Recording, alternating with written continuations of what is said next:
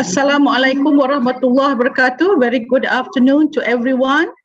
Today is our 9th day for us to do our international webinar and virtual showcase regarding our Malaysian sustainability projects. I hope everyone is okay because today we start a little bit earlier than usual because today is our last day and we would like to have a few forum discussion coming in from various parties as a panelist, and this will bring a lot of good insights regarding what we have captured and what we have agreed in this international webinar and showcase. So I appreciate everyone's attention for today's. So since we are starting a little bit early, just we'd like to recap that all the organizers for this event, which is coming in from JPKK, Jabatan Pendidikan Polytechnic dan College Community, has been one of our great supporters for our event. Coming in also from Jabatan Pendidikan Negeri Perak as one of also our supporter for this event. The others will come in, people coming in from Green Growth Asia Foundation and also Green Cities Malacca, which are all our collaborators for our 9th day seminar or webinar for International Showcase. I appreciate all the attendees for today. So anyone who has attended any of our webinars, please write in your name, your organization, and also your contact details such as email for us to give you your e-certificate just in case you probably miss writing down your name in the earlier webinar. So it will be nice that we also today will have a closing ceremony session just to share a little bit of what we do and what are the potential MOUs or potential agreement that we would like to do with different countries, and that will help us out on moving to the next stage on how we believe we want to take on some of the projects that has been discussed in this international webinar. So I will share now a few of our recent what I call recent videos, which was not that played. Yeah.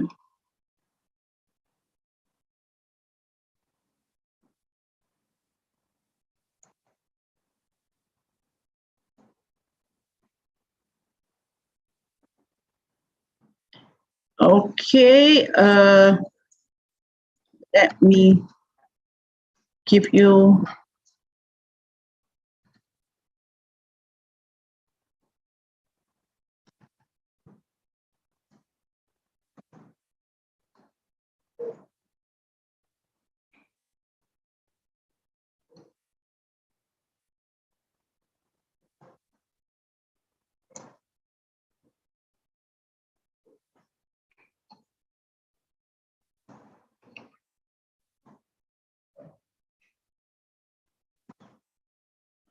Let me share the slides of one of our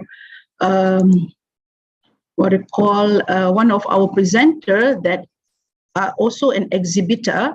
So let me share.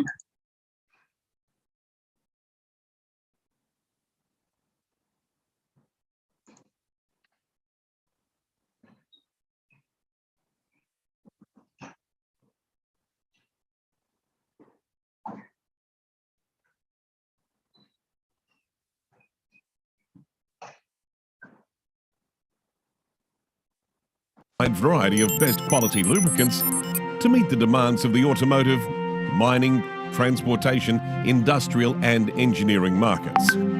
Quantum scientific analysis reverts deep into the lubricant's atoms while changing the molecule structure to obtain the highest grade lubricants. Standing out from the rest, quantum lubricants' quality varies by 1 in 1,000 in variance and consistency.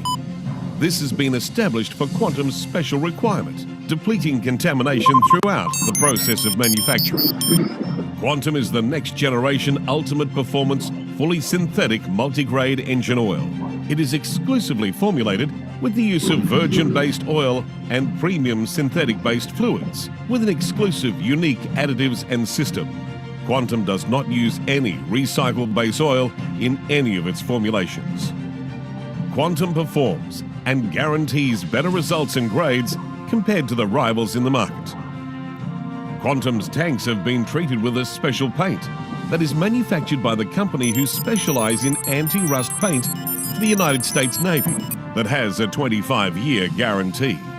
What exactly does the sensor under the tank do? It helps to control the blending of the oil in the tank with guaranteed accuracy and consistency.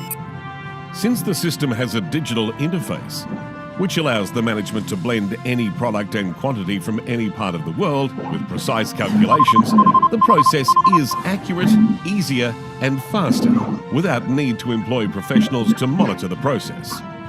Our special electronic computerized PLC was established specifically for Quantum's explicit requirement with 35,000 programmable items. The system has a single module design with the single overall controller architecture. The PLC can have records of over 200,000 applications. The production of the plant is approximately 20 million litres in bulk monthly, and the Quantum Perfect oil is fuel-saving, energy protection and contamination-free.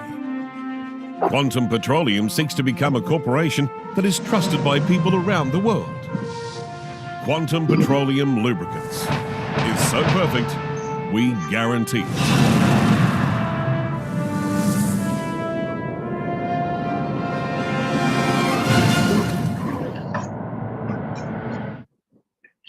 That's the presentation from Quantum Petroleum, who has been one of the exhibitors for our this year SUSNET International webinar and also showcase. So Malaysia's location on the global map puts us in the middle of an ASEAN economic community, and all of us, bar none, find ourselves in 20. Okay, I'm just trying to get into Quantum's website, yeah, because they have their list of products that probably a lot of you would not understood what they have been doing, yeah. So Quantum itself, right? I have met Quantum a couple of months ago, and the founder is an Australian that has done many research with respect towards green oil. Yeah, so it has its own green, 100% zero carbon kind of a product that is very, very powerful, especially when we are talking about trying to reduce waste with respect towards low carbon city, and we want to ensure that there is no emission of carbon. So here are some of the list of products which is developed by Quantum itself, Quantum Petroleum. Yeah.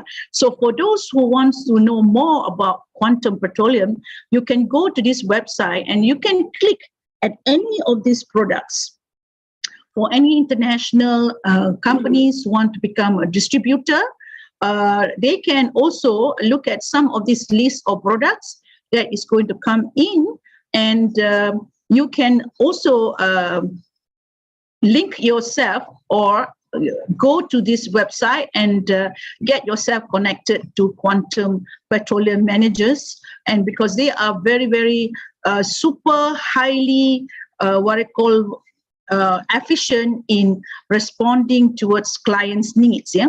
So for those who probably have not known about Quantum, they have been here in Malaysia for quite some time, and because of their technology, they have a very high-end product here that not only are compliant to the environmental standards, they also is the first in Malaysia to use the quality standards of ILSAC, GF6A and GF6B and 0W16. I would say those who are in this industry of oil production or synthetic or any lubricant, you will understand some of these qualities that Quantum Petroleum has developed. They are also having a couple of good products for motorbikes. Yeah, for those people who probably do not know who they are, they have very good testing test lab for those people who want to be part of what I call e-hailing group, and if you want to develop develop a strong logistic fleet, and you are looking for good products where it is zero carbon emission, Quantum Petroleum is one of those products that is reliable and could be meeting the standards that you're looking for. For those who have understanding what is blending, so they have a very strong blending machine, which I have visited itself, and this is based in Klang, where you can see some of this strategy that they have is very much related towards the chemical blending, A recognised centre of excellence, Quantum Petroleum has developed its first automated lubricant blending plant in Pulau Indah, Klang Westport in Malaysia. Exceeds API standards, Quantum manufacture and distribute a wide variety of best quality lubricants to meet the demands of the automotive, mining, transportation, industrial and engineering markets. Quantum scientific analysis reverts deep into the lubricant's atoms while changing the molecule structure to obtain the highest grade lubricants. Standing out from the rest, Quantum lubricants quality varies by 1 in 1,000 in variance and consistency. This has been established for Quantum's special requirement, depleting contamination throughout the process of manufacturing. Quantum is the next generation ultimate performance, fully synthetic multi-grade engine oil. It is exclusively formulated with the use of virgin-based oil and premium synthetic-based fluids, with an exclusive, unique additives and system. Quantum does not use any recycle-based oil in any of its formulations. Quantum performs and guarantees better results in grades compared to the rivals in the market. Quantum's tanks have been treated with a special paint that is manufactured by the company who specialise in anti-rust paint for the United States Navy that has a 25-year guarantee. What exactly does the sensor under the tank do? It helps to control the blending of the oil in the tank with guaranteed accuracy and consistency. Since the system has a digital interface, which allows the management to blend any product and quantity from any part of the world with precise calculations, the process is accurate, easier and faster without need to employ professionals to monitor the process. Our special electronic computerized PLC was established specifically for Quantum's explicit requirement with 35,000 programmable items. The system has a single module design with the single overall controller architecture. The PLC can have records of over 200,000 applications. The production of the plant is approximately 20 million litres in bulk monthly, and the Quantum Perfect oil is fuel-saving, energy protection and contamination-free. Quantum Petroleum seeks to become a corporation that is trusted by people around the world. Quantum Petroleum Lubricants is so perfect, we guarantee it.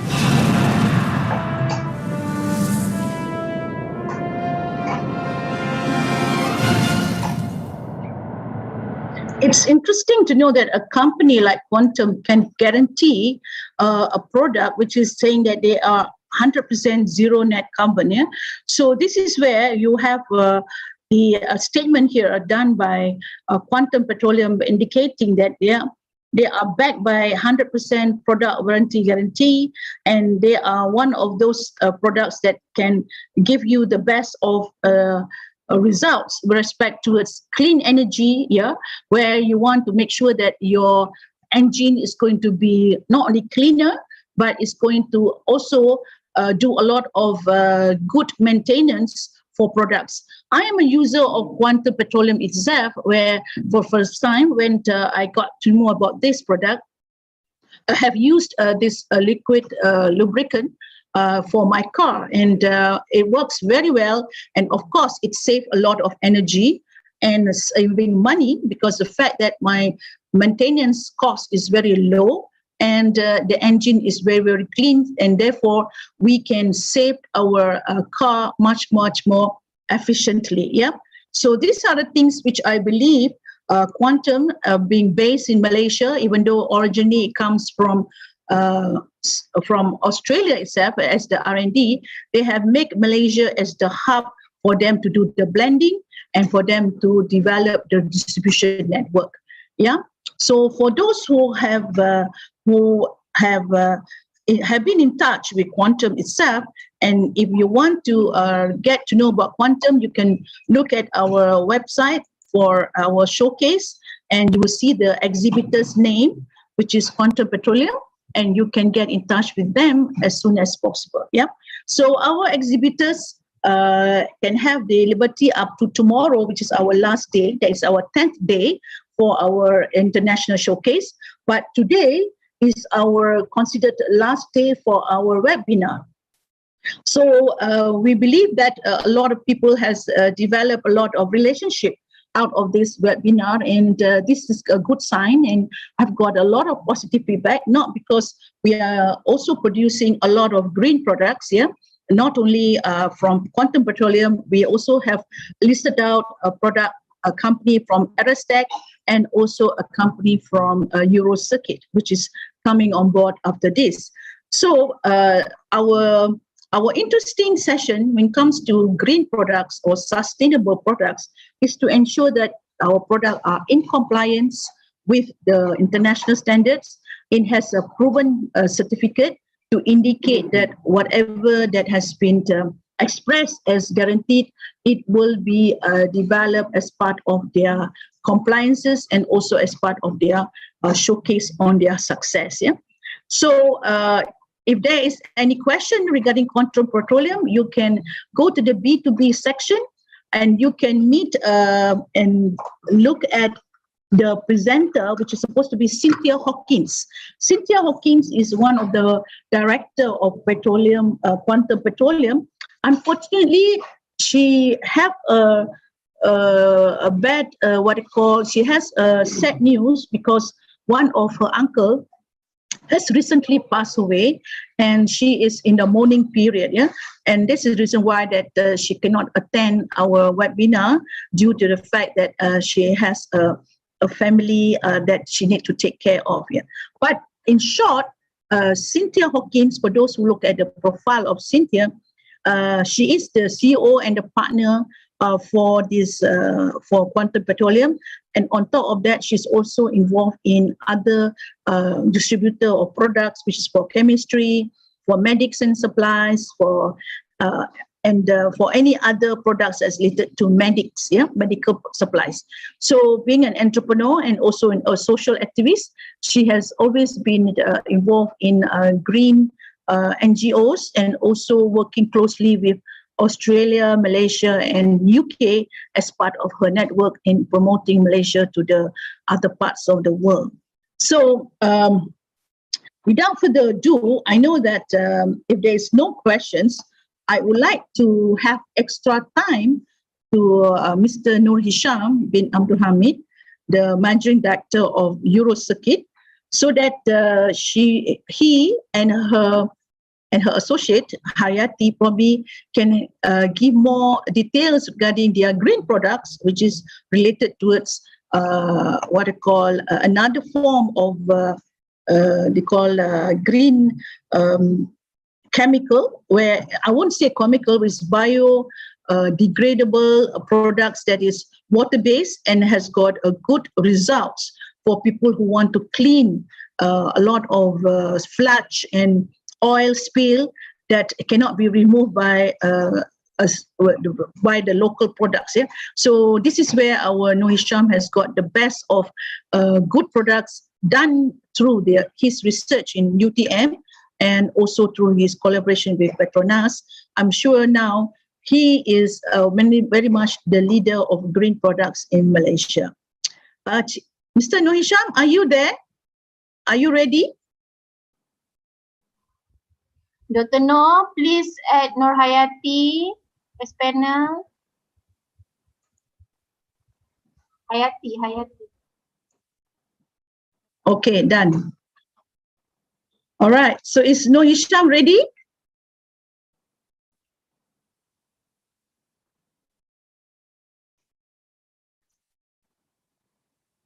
If he's ready, we can come on board and we can do our presentation fast.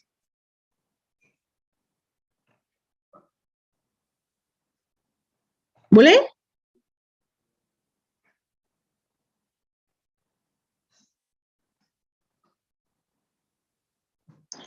For those who have not known who is Mr. Nur Hisham, let me give a little bit of his profile.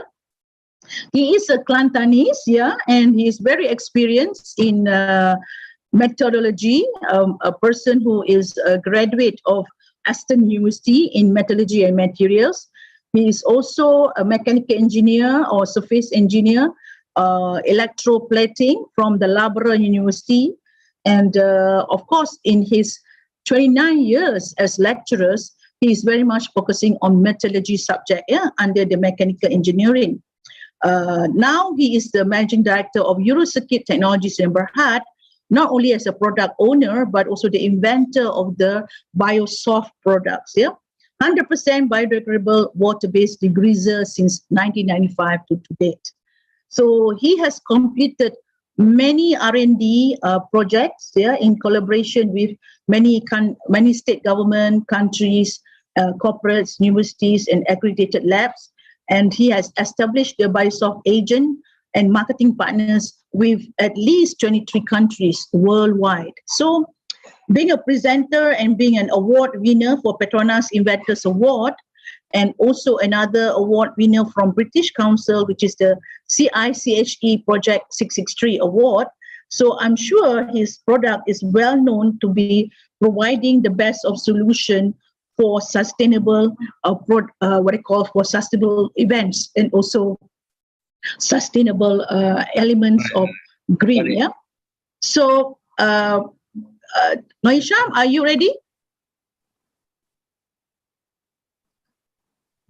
Yes, inshallah. Yeah, inshallah. So I have read your profile. Not only you are a national leader, you are very much very strong in industry, and I believe your forte for being one of those leading green products innovation from Malaysia. You have a lot to share today, because today I think is your opportunity for you to bring out the results of your products to showcase that you have got what the national wants and what the other country wants. By all means, please proceed, Mr. Noisham. Okay, thank you very much, Dr. Noor. Assalamualaikum and good afternoon, everybody. Again, I need to express my appreciation for Dr. Noor for such a lovely introduction. But I share what we have achieved so far and from what we would like to contribute together from Malaysia to the rest of the society. So basically, the topic today I'm going to touch on is about oil and gas industry application of our product that we call BioSoft, that we presented in our day 2 day. So we did some introduction to this green product, and we see that the oil and gas is still contributes to a big chunk of the world economy. And as such, in the processing of products from oil and gas, still involve a lot of hazardous materials. So that, especially in the processing and in the cleaning activities. So this is where our product comes in handy to give an alternative to the cleaning and treatment processes in oil and gas. So this is what I will love to share from our experience in Petronas, as well as we have seen application in Kazakhstan, in Turkmenistan, in the Middle East, in Abu Dhabi, Oman, Qatar, Saudi, as well as we did some work in Canada.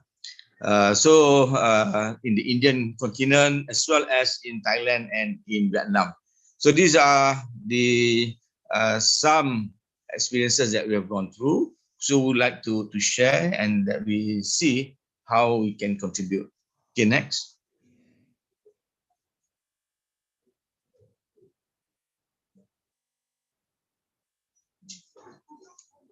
So again, this is for those who were not together in our second day.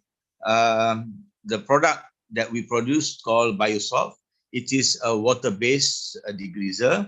that replaces acetone, a chemical, the solution called acetone, which is hydrocarbon based, that widely used in treatment, in pipe cleanings, in maintenance, and this sort of thing.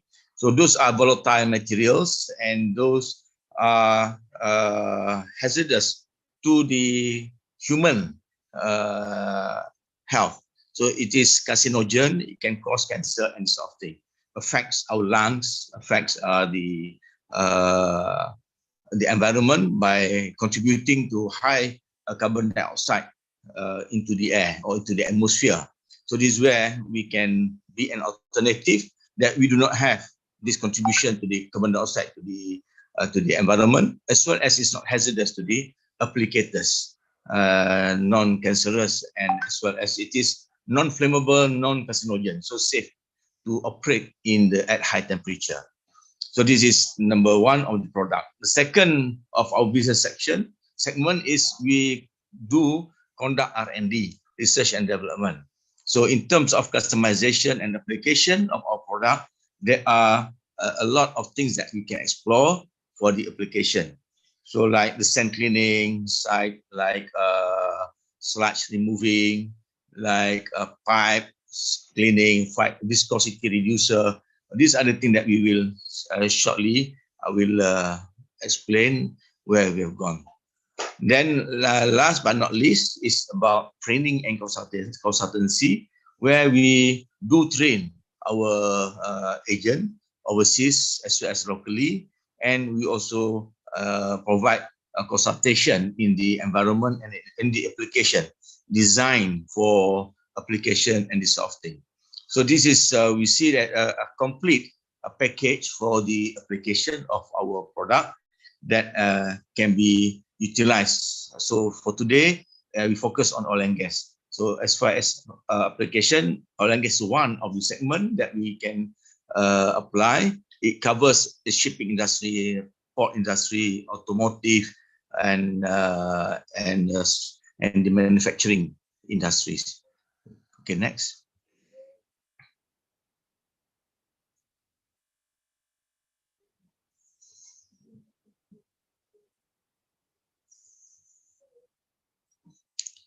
So it is, we call it engineering green cleaning and treatment.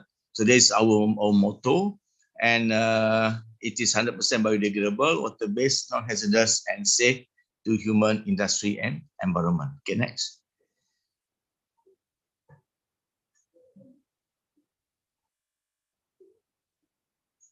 So these are the characteristics of the product. Number one, being 100% biodegradable within 28 days, certified by SIRIM. It's water-based, it's non-toxic to aquatic life. Even the fish is not affected if it is spilled in the sea or in the river or stream, lakes as well. So it won't be affecting the aquatic life. And it's non-flammable, it's just like water, safe, and no flash point, so no hazards to work at high temperature. And non-carcinogen will not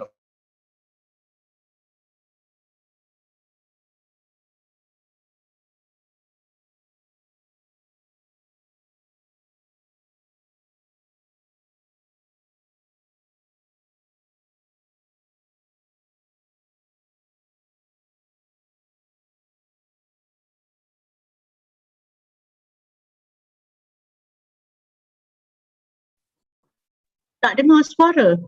Okay. I think it's not okay. Dia terputus ya. Okay.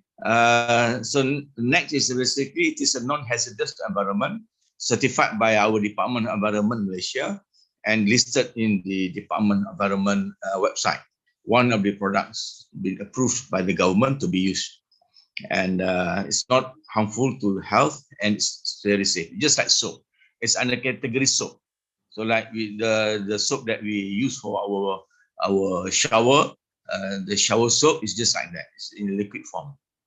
And it's easy to operate and effective in cleaning. So these two properties are very important because that will affect the budget, the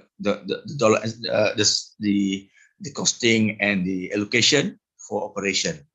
So this is important. And the next one is basically minimum PPE, personal protective equipment. The same thing. So it will also minimize the consumables for safety. So that will also affect the budget. And again, minimal storage provision. So you just need a yellow line compared to if a dangerous goods, you need to have a cage, you need to have a person in charge, you need to have an inventory system and this sort of thing. So will minimal storage provision, you just need one yellow line, so that we already comply with the ISO requirement. And it's a non-DG certified by the custom.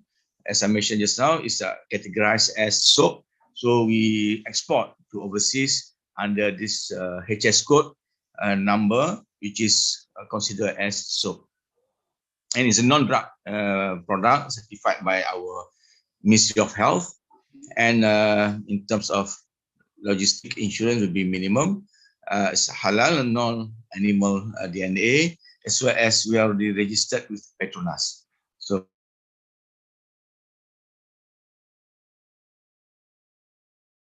number, and that is our product. Okay, next.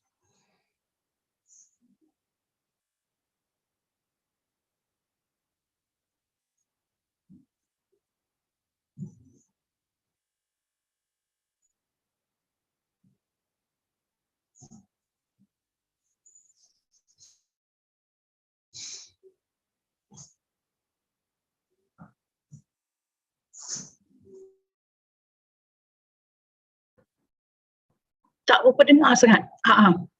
Maybe ada gangguan.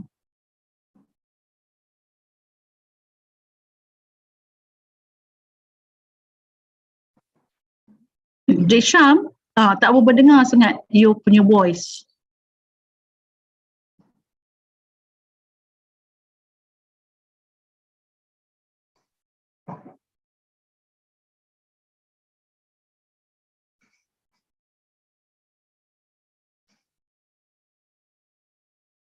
Maybe you've been locked out for a while. Maybe kena masuk balik kot. Yes.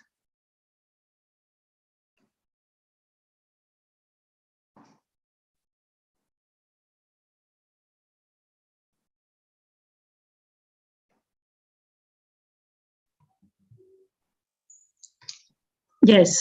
My apology. I think the line, yeah. It's okay. Issue is okay. No problem. Yeah, proceed.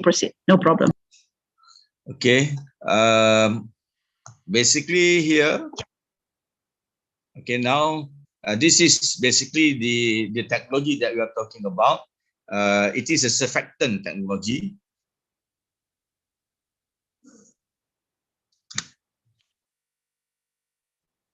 The line is not that friendly.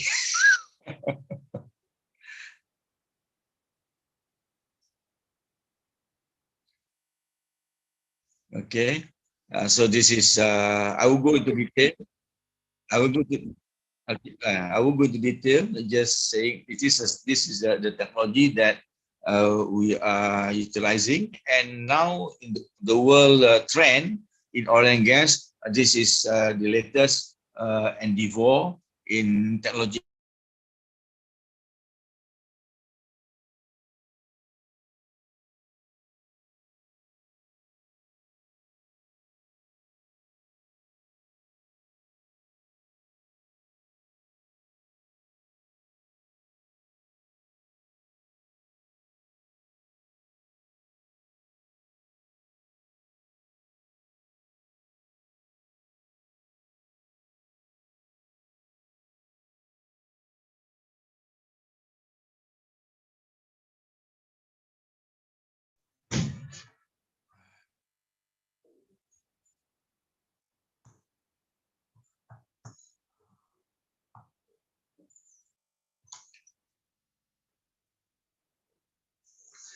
Okay, things is a bit challenging here. Okay, next we go next. So now basically for the oil and gas industry, so this is what I'm looking at. So this is basically the whole oil and gas industry operation.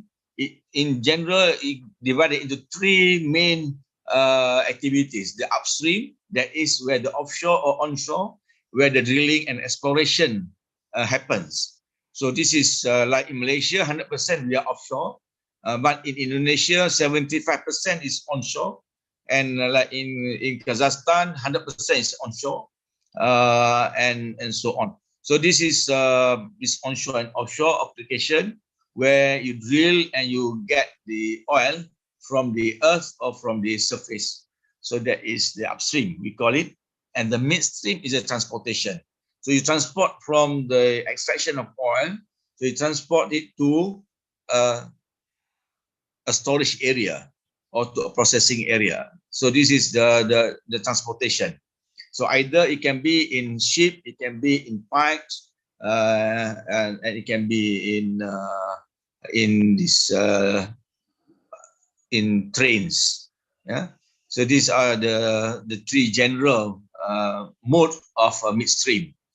And the downstream is where the refining is happening. So where you store the oil there, and from that in that storage, you do refining and you do for further processing.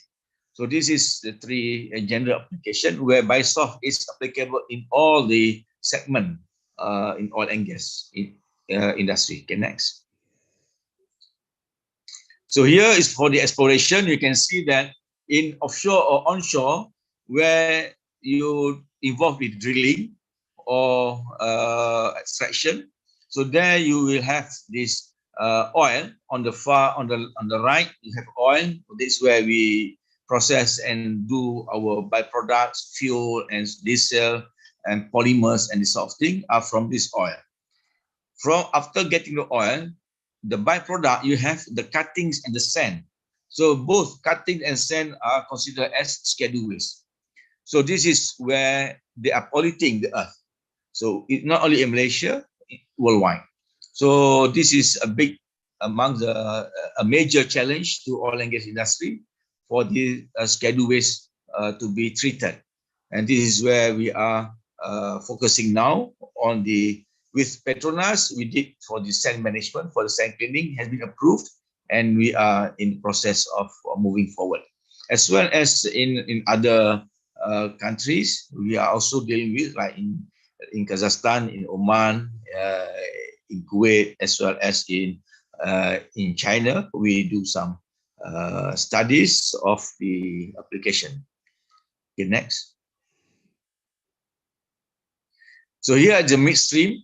So it can be either from shipping, piping, or ISO tank. So ISO tank can be lorries, it can be trains. So here also maintaining of shipping tanks, the huge tanks. In the ship, you're talking about 20 meter high tank, and then have a lot of tanks to be cleaned after transporting the ship. So those things needs to be maintained, as well as a pipe. So pipe, in maintaining the pipe, you need to do a process called pigging. You send a robot inside the pipe to clean.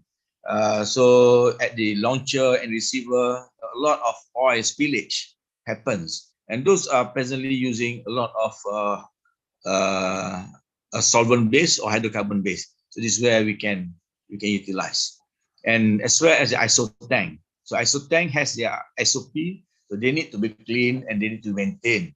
So this is the midstream. So where in Bisoft is very well suited for these activities as well. Next. Since this is the sand cleaning that I mentioned just now, when you can see the sand comes from the bottom in the picture there, from the bottom of the sea. There you can see where it goes up to the platform. So then the oil will come together with sand. So presently, without Bisoft, you can see that crude plus oil plus sand, and then it will become a scheduled waste after getting oil. With Bisoft, then you get the oil, you get the clean sand that you can return back to the sea, and as well as the Bisoft, you can be reused or be treated. Okay, next.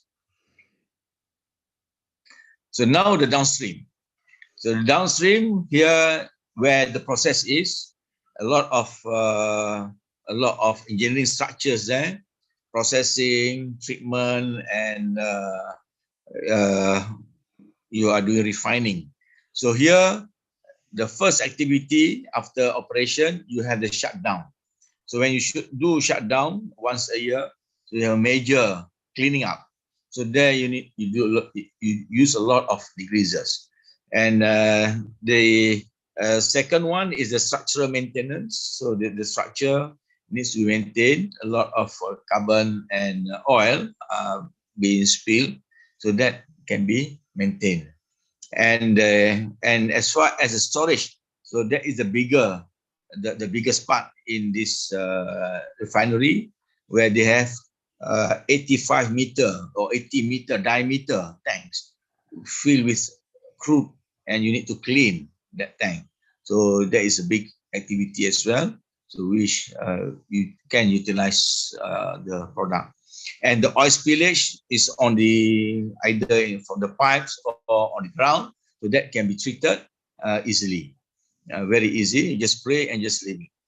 And wastewater treatment. So here there is normally a requirement where you need to have a minimum of 40 ppm oil in water, so we can reduce the oil in water. So we call it de-oiler. So we will show at later stage. Okay, next. So this is basically the structural maintenance I mentioned earlier, with the flooring, the machineries, the high temperature operation facilities, for the structure cleaning, the wall, the pipes and so on, and the tank cleaning. So the storage tanks. So these are big activities in oil and gas. Okay, next. So this is storage tank I mentioned just now. There you have a lot of these tanks that store crude oil, and there are a lot of issues here, because in storage you will develop sludge. So that sludge needs to be cleared out. So this is where we have been utilized this in Turkmenistan, as well as in Malaysia and in Oman. Yeah. And so the de-oiler is also for the produced water. After processing, you produce the produced water. Okay, next. So here on the spillage, then we can see there are, if it is in the offshore, then oil spillage happens in the sea, so that you can spray in the sea. If it is onshore, then the oil spillage will be on the soil or in the ground. So that also we can do a process called bioremediation for the oil spillage on the ground. Okay, next.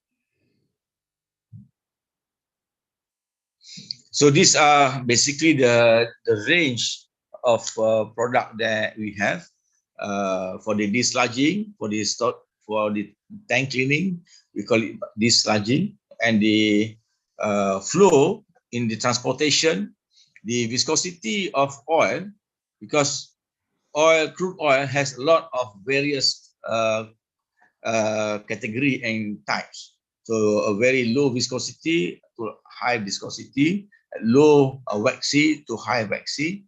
So it ranges. Malaysia, we are producing sweet crude, and in Middle East they are producing a sour crude.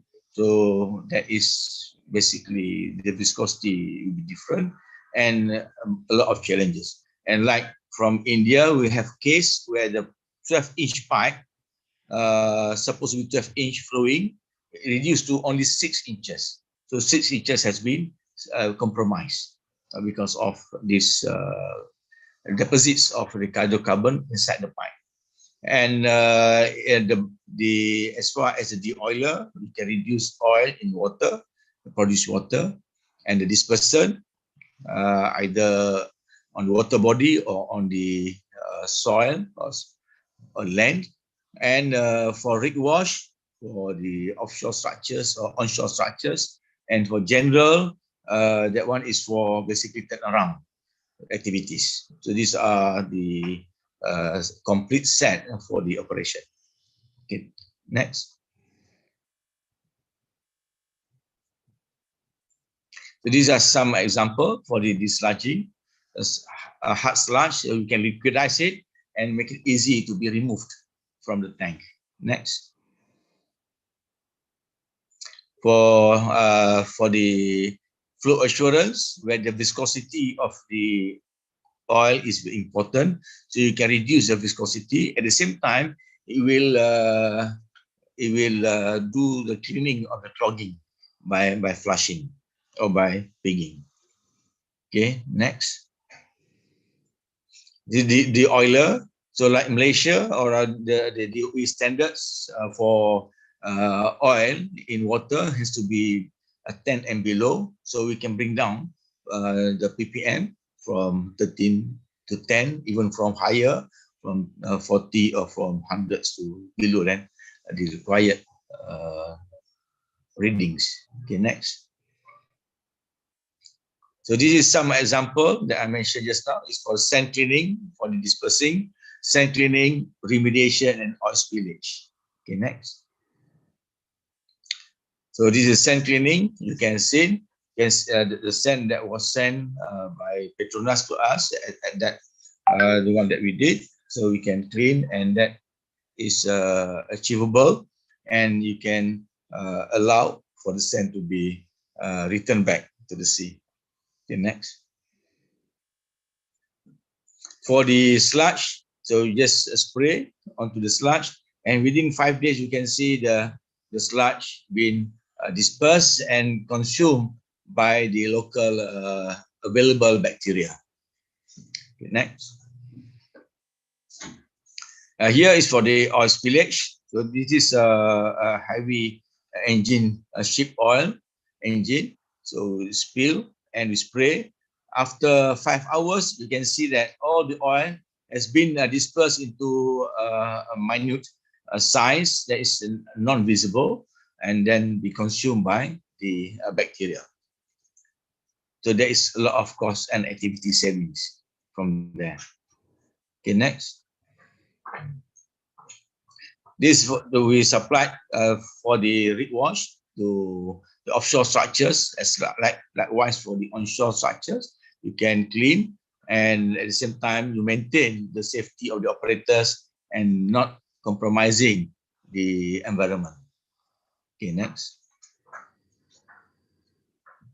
So for the general, you can see the tank, the flooring, and the valve, the engine, the toolings, and all those heavy, high temperature exposed metals with deposits of carbon. It can be cleaned easily. Okay, next. And our product is basically in line with our SDG, the 17 SDG. So we are in the third one, the 8th, the 9th, 12 responsible consumption, the 13th climate action, 14 life below water, and the 15 is life on land. So we are in this 7 SDGs. Okay, next. Okay, next. So as far as the P5, so we comply to all these P5 requirement, especially for the we train, we share new knowledge, and we develop a new expertise in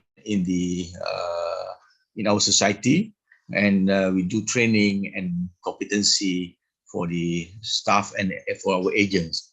At the same time, for the planet, we are promoting a non-carbon emission products, as well as from our product, it can do recycling activities.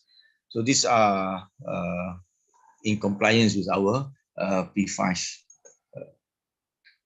values. Okay, next. Oh, this is our team.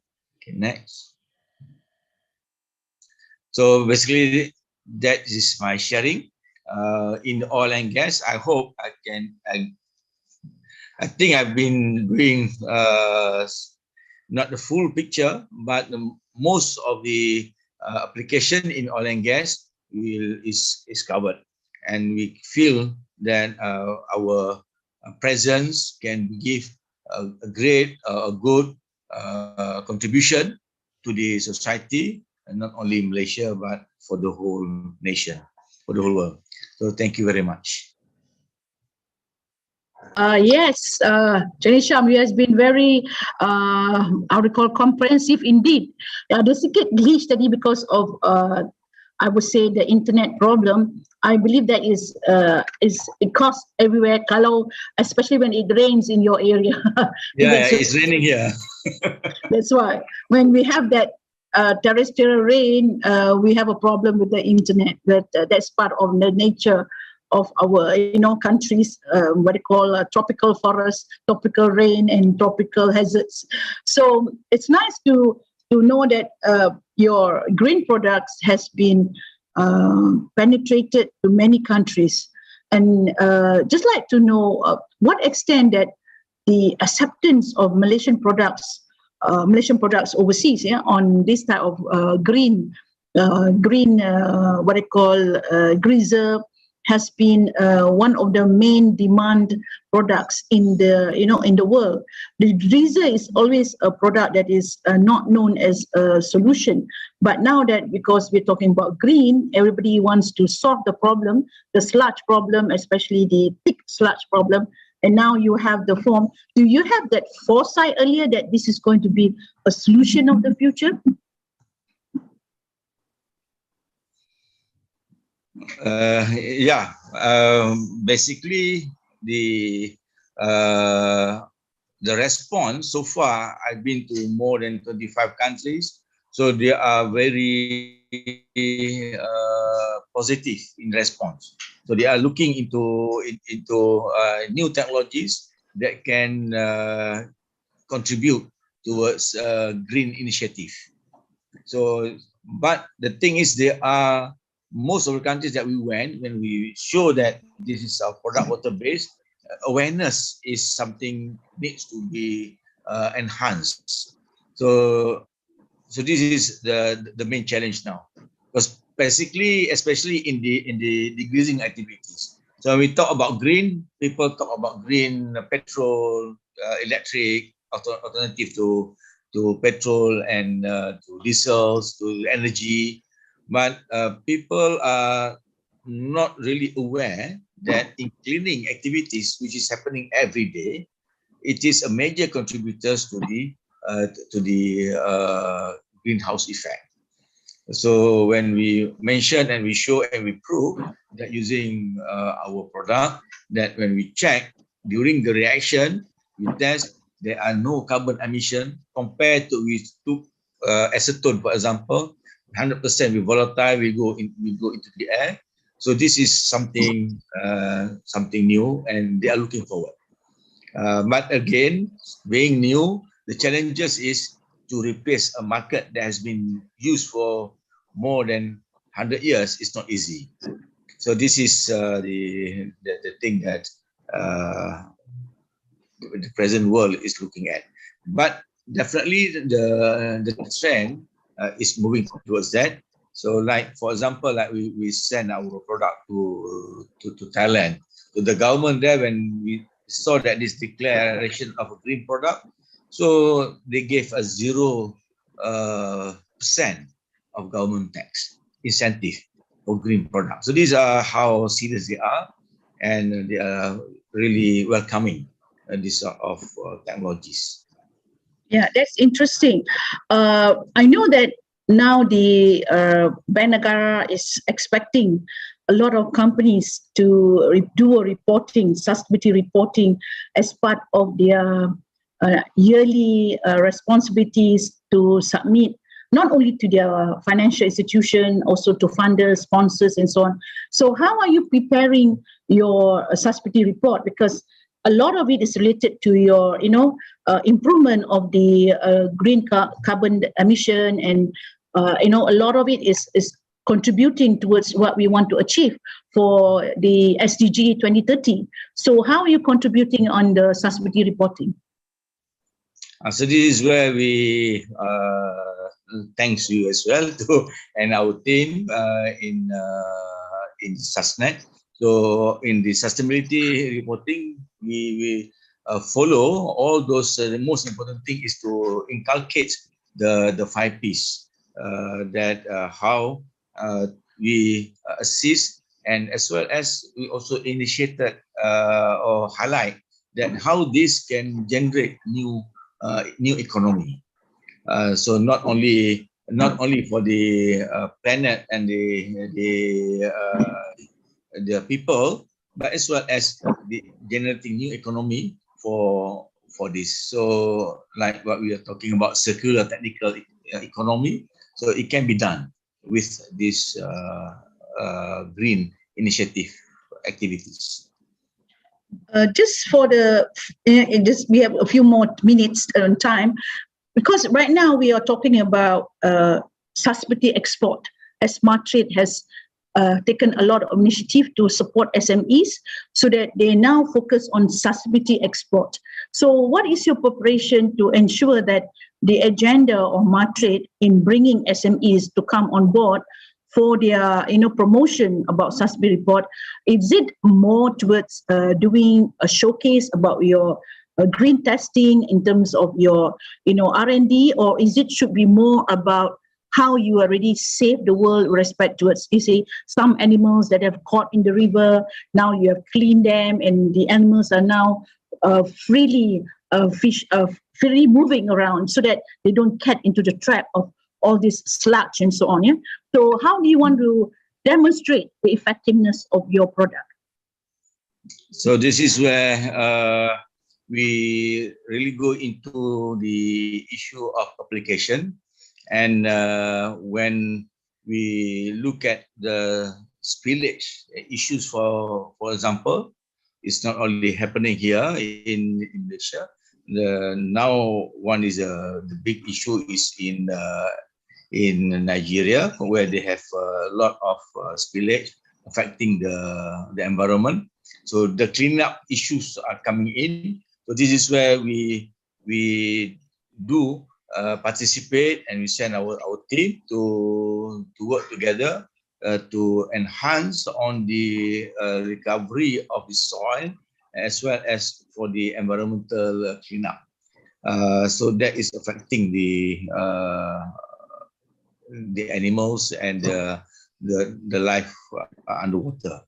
And at the same time, we are looking at like the effect on the plants. So let's say for the spillage, where the oil smeared and contaminated the mangrove areas or the plants, those are beside the sea, and the oil basically couldn't be cleaned, and this is where we can contribute in terms of clean up and maintain the healthiness of the plants. So I'm sure you are working with a lot of NGOs here that are probably doing a lot of cleanups and cleaning activities and trying to save a lot of these areas that are highly polluted for all these elements of past experience of people who are not responsible. I'm sure you are now doing your very best to assist, not only in the oil and gas sector, but also areas in the municipalities where they are doing a lot of effort to ensure our forests are getting better, our rivers are cleaner, our oceans are much more healthier, and so that our food, our products are not contaminated by metals and also heavy metals here.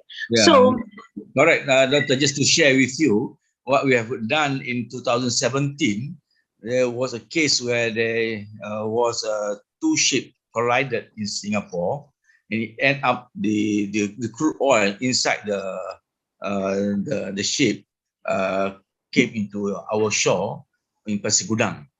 So the municipal at that time knows our product and engaged us together with the authority, with the NGOs, with PMAC and so on. So and those time used where the rocks and the gravels at the seashore been filled with thick oil. So there were no solution to get rid of it. So that's where they use our product, and we has contributed to that and clean up for the mangrove as well as the rocks at the seashore. So that has been done in 2017. So alhamdulillah. Alhamdulillah. I think that is really applaudable and commendable for the fact that we are helping our neighboring countries also in solving the problem. Plus, anybody who's bypassing our Straits of Malacca and also our what they call our sea, there is always an assistance that is needed, especially when they are trapped into such a very risk situation. Yeah.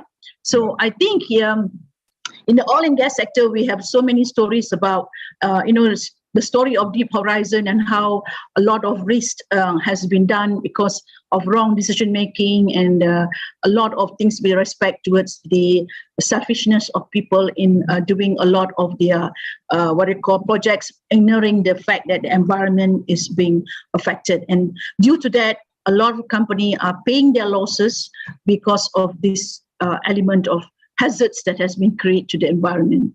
So I think you are a contributor towards cleaning the environment. That's why your product is called green products. We are very happy to be associated with you because we are going to promote more of your green products to the world, because that is part of our passion in SASNET to introduce more and more products that has the impact towards making our world more sustainable. Yeah. So don't go away, Noisham, because later on we're going to have also some panel discussion, and maybe you can come back and be part of this discussion, because we are going to wrap up a lot of our 9 days webinar regarding what we can do to not only to do the showcase in the next round, but what are the topics which you believe can be subject to our contribution towards our nation and also to the other parts of the world. Yeah. So I know I have taken a little bit of your time, and I've given extra time also because this is part of our, sharing. And I know the topics that you have are very much an interesting topic.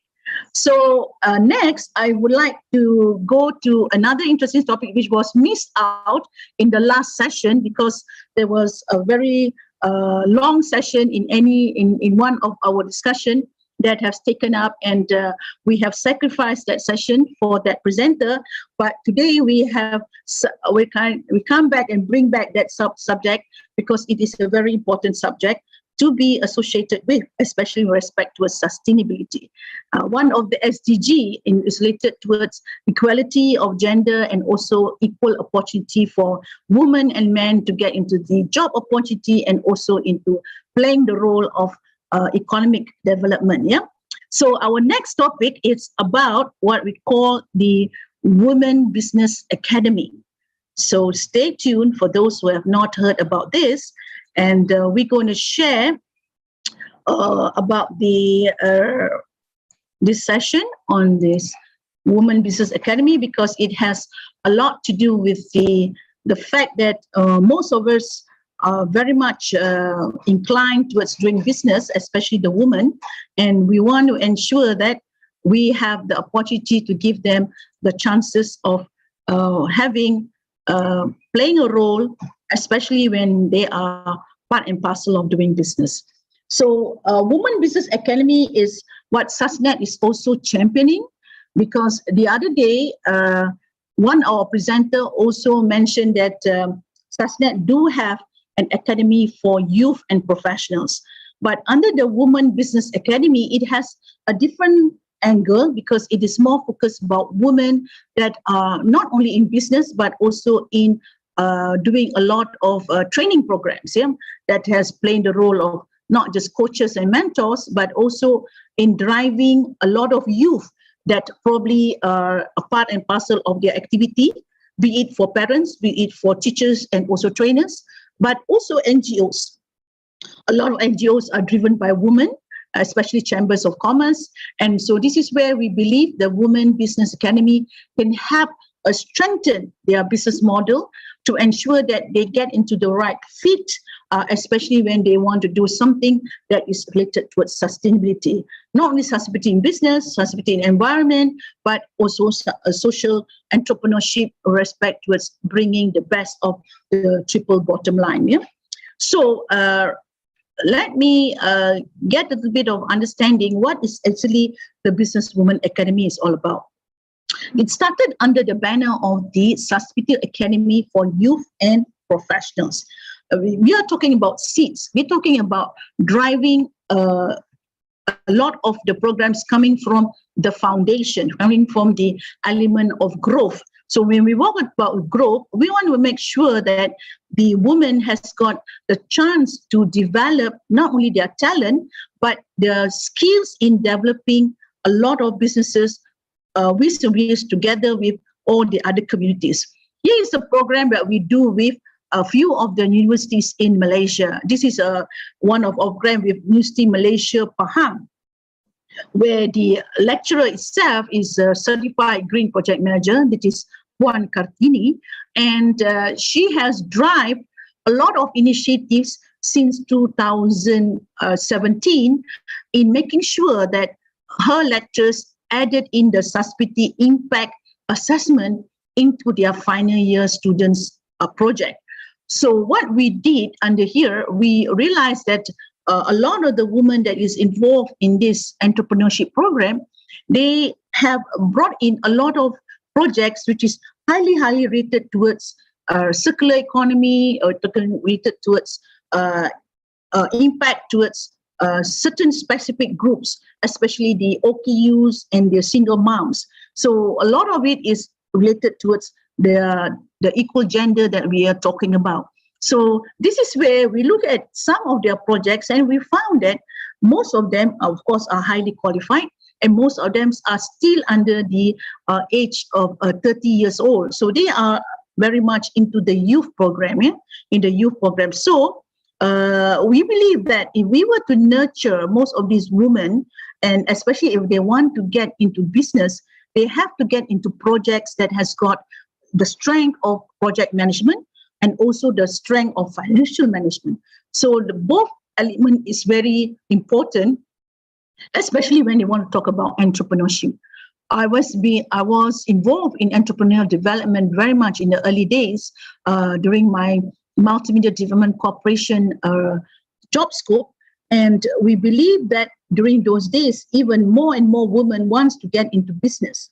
And the quality of business entrepreneurship is, of course, not just leadership, but the element of having the right sets of tools for you to develop your what I call product and services, and also the networking that they will need to have with respect towards building their communities.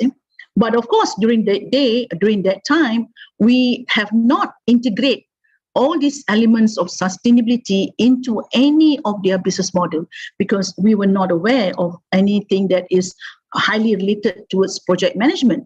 And most of the time, when people talk about project management, they will look at it as a project that is related towards infrastructure, towards engineering, towards construction, towards what I call heavy engineering element, which is highly technical. When talking about business, a lot of people would think that is more soft skills and more related towards what I call leadership and communication.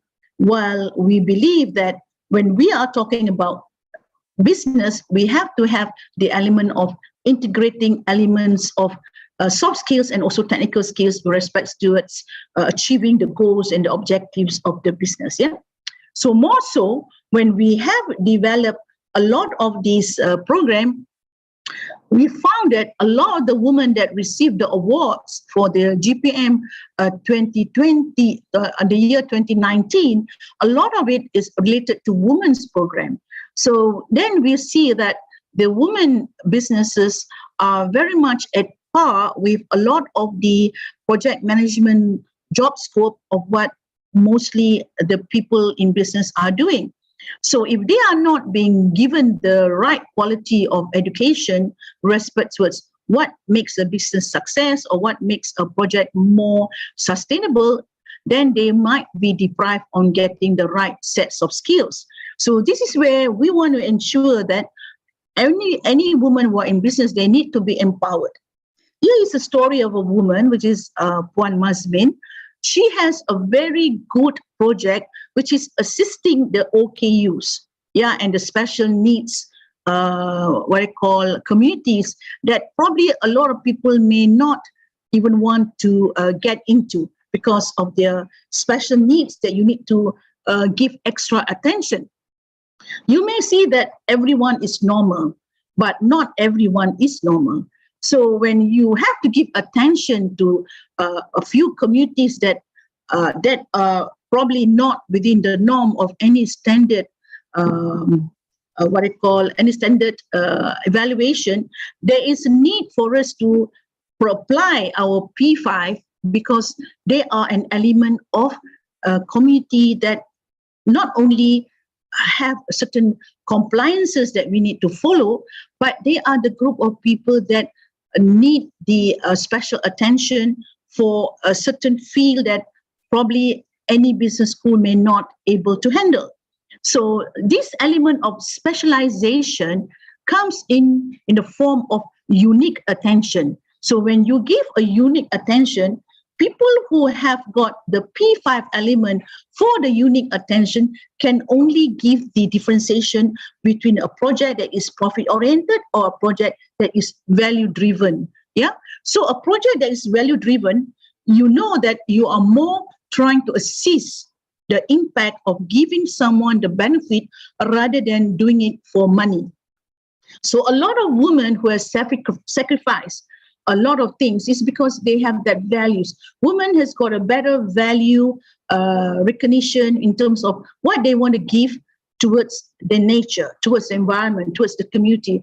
I would say they have a special chemistry that they can read, and because of their maternal what they call DNA, a lot of them will go into specific projects which are highly required, especially in the community where we are in a society where we have not also multiplicity or complexity, but we have an element of the special needs purposes. So this is where our community development program that we want to do under SUSNET is to focus on the woman that has got the special attention to be given for special communities and to drive the businesses of the special needs, and also to make them understand what are the elements of environment and planet that could harm them if they are not being given extra attention.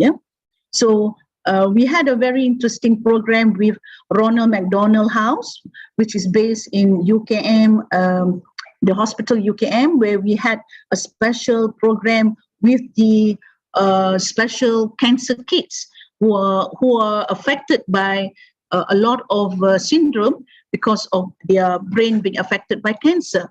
So this is where Mazmin had a project called the Caring Kids Project, and also for people who are affected by autism, where we give the special care and attention to them. And also we have a lot of projects which is relating to schools, people who are looking at programs that is highly related towards womanhood, like sewing, like learning about art and craft, elements that has got a special what you call techniques, especially when you talk about a program about love and care. So there's a lot of it is related towards womanhood. And this is where we like to support a lot of the people that are aligned with this kind of activities to come forward so that we can know.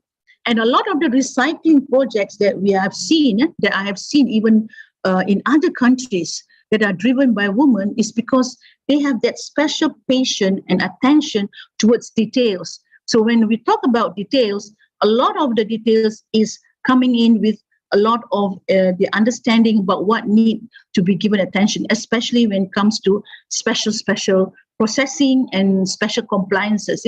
So these are things which we believe the women in business can get involved in. Now, when you talk about the element of sustainability, we are without doubt that we have to understand the element of the triple bottom line, which is the economy, the environment, and the social. So whether it's under the P5, there's people, planet, and prosperity, the element of how to remain sustainable, that's an education that we will bring in, because it is at the moment not involved, not very much visible in any of our entrepreneur program. So when it's not visible, the application will not be there. So any project that is not applying any sustainability elements, it has the chance of putting the project into an ad hoc manner, or it has a very short project life cycle, and to a certain extent, it may not be extended to another project. So what we want to do is to ensure projects that has got a longer life cycle is because it has a cradle to cradle concept. Means from one project to another project, there is continuity. So when there is continuity, there's a high chances that more and more a community can be developed, and more SDGs can be integrated into the project, and that helps a lot of the agenda that we want to achieve in the SDG 2030. Now, respect towards the agriculture sector, a lot of the agriculture sectors is abandoned right now because there's not enough hands to look at it. So we want to ensure that whether they are at home, whether they are in urban, whether they are in high-rise flats, or whether they are in the kampung, a lot of the women has got the ability to plant, whether to do agro-based farming, whether they want to do element of agriculture. There is always an integration of how we want to blend that art of creating talent of agriculture or marine culture into the element of the woman talent. There's a breach towards that, because women has got their hands on how to be sustainable, because they will know how to read in between some of those ingredients of success. So there is a need for women to be part of the agriculture farming, or be part of the element of urban farming, because there is an element of more time being spent by them because of the nature of the living with the society and the environment, where they are in touch with most of these products, whether it's the herbal products, whether it's the vegetables, whether it's the, any other ingredients that they are looking for that can enhance their sustainable living, plus also their consumption. So more and more, we would like to train women in IoT or in STEM so that they understood the use of technology, and they can also enhance the production of most of these products, where they believe they can apply all these elements as per requirement of the industry. So if we were to focus also on women for a lot of the IoT training, I would say we will able to get a higher chance of success, equal success as compared to the other gender. So we believe that more and more training, especially to the women, would help bring equal opportunity for economic development. There is an element, of course, when talking about business sustainability and project management. A lot of people will always want to get into business because they believe they have the funds, they have the investment. But in any investment, you need to cover what we call the sustainable development, not only the goals, but in terms of its business process. So part and parcel of the women development, we need to encourage them to go into another set of business model, which is called the social enterprise. So if someone were to look at some of the work that women does, they are not so much as a business enterprise. They are more into social enterprise. So part and parcel of their learning, if they do not understand what does it take to make a social enterprise successful, more of it is because it has an element of social responsibility or an element of integration with the community. So a lot of the women out there may not know that business model. And here, this is what we want to do to make a lot of women understood the different set of business plan that probably may differ from the other. Plus, it may help to make them understand what works well with their projects. Not all projects can adopt any business model. There are some projects which is highly meant for what it called charity purposes. There are some projects that is 100% more for profit orientation, but the blend between the two, where you have the value-driven projects plus the profitability model, there is an element of where we take the 5P model as part of the social enterprise model. So if we were to have a lot of women to understand about this, I am sure most of the SMEs that are driven by women can have a higher success rate, higher success rate because they have blended the strategy well with their business plan. Now, our lives have been disrupted due to COVID, and we have a lot of the women now has gone online, whether it's for buying purposes, which is the e-commerce has taken off far ahead than any era that we have thought of. But the fact that women are producers of many things, they can now get into the internet or get into the e-commerce platform and starts to sell. So surprisingly, you will see a lot of women are now having Facebook, and they are selling a lot of things online, be it for scarves, bed sheets, pants, trousers, clothes, food. So these are a very strong economic indicator that women and technology cannot be separated. But due to the fact that the technology has disrupted a lot of our present business model about selling, so more so, women need to understand what are the risks in selling online and what could be the problem if they are not aware about the cybersecurity.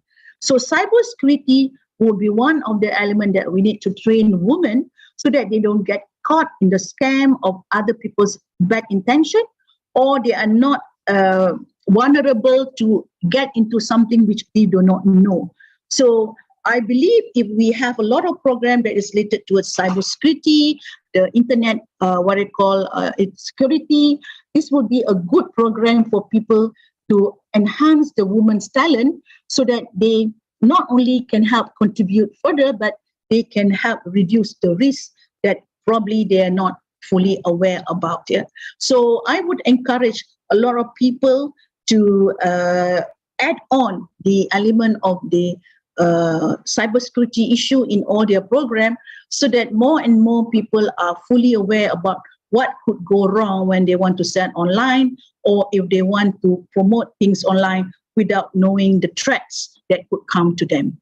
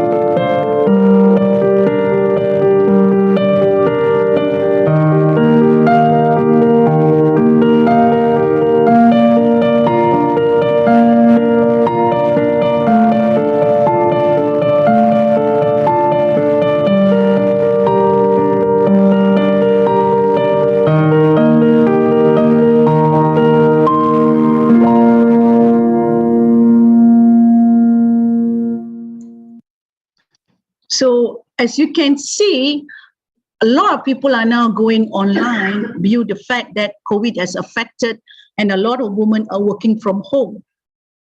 A lot of my friends, 75% of them, whether they are in corporate world or whether they are in the SME or business owners, they have already adjust themselves towards working from home, and therefore they are also learning a lot based on their activities at home, and also in terms of what are the current element that's happening around the world. Now, in our program for Women Business Academy, we are giving a lot of courses online, the activity-based learning and classroom courses.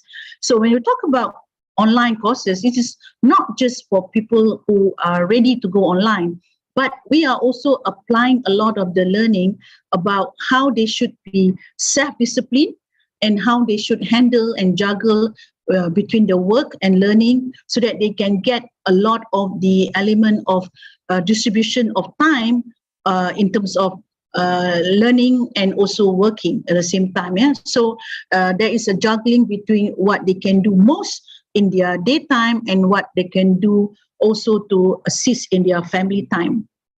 Now, activities learning is a very interesting concept, with the fact that a lot of us here are highly experienced. So whether your experience can turn into certification, that is an element of assessment. So we would like to address these issues of women that are not probably able to get qualification because they have been working in the past and they do not have enough financing to support their education. We would like to bring women who have these experiences, years of experiences, to come forward and share their activity-based learning, and to what extent we can help give them what we call an RPEL certificate. RPEL certificate means the recognition of what they have learned, and we can integrate and do a lot of assessment on their activities that you do, and probably get a certification out of that. Of course, there are some women that probably can go into classroom, they have the ability to go into a formal lecture. Those are the common courses that they can take. But what we want to do is to assist more the people that have been deprived in getting education. Normally from the past, they probably did not have the strength and the commitment from the people that are supporting them to let them go into education. But we should not stop any woman from getting that qualification, even though in the early days they did not have the chance to do it. Yeah. So in SASNet, we help women in many ways. So we are looking for the women, whether they are youth or they are professionals, those that are involved in projects. We want to look for them, for those who believe that they have got whether they are in teaching, whether they are in a project base, whether they are already a social entrepreneur, whether they are looking for financing, or if they want to get into recognition. We are more than happy to assist them, yeah, because they have got all the takes to be evaluated and to be assessed. So we hope a lot of the people here in this webinar, and also for those who are in contact with SASNet, to assist us to find the women that we believe they should be given recognition, and the women that has already driving themselves for leadership. So we hope we can help them and also assist them as a collaborator, and also to be recognized as a coach and mentor for many of the other women who probably did not know how to get into that network. Yeah. So we assist as much as possible for the people. So in our program, in terms of under our Women Development Program, under the banner of SIAP, we provide the necessary courses for the youth and professionals, and we provide them with the certified trainers and professionals, be in the field that they believe they want to get themselves into it, whether it's in the in the hard engineering technology or in the soft technology, where a lot of it is related to community and to services. Yeah. We can assist them more. Also in programs that they are related to, with the schools, with the universities, and so on. Yeah. So we help them in the upskilling, we help them in the competency, and we help them to get some academic excellence where and where is possible. As you can see, learning is continuous right now. We have the continuous or competency, professional development, or CPD points that we can give to people so that more so they are being recognized for the work that they do. Learning is an open platform, and knowledge is not a commodity. It is an abundance where everybody can get into knowledge.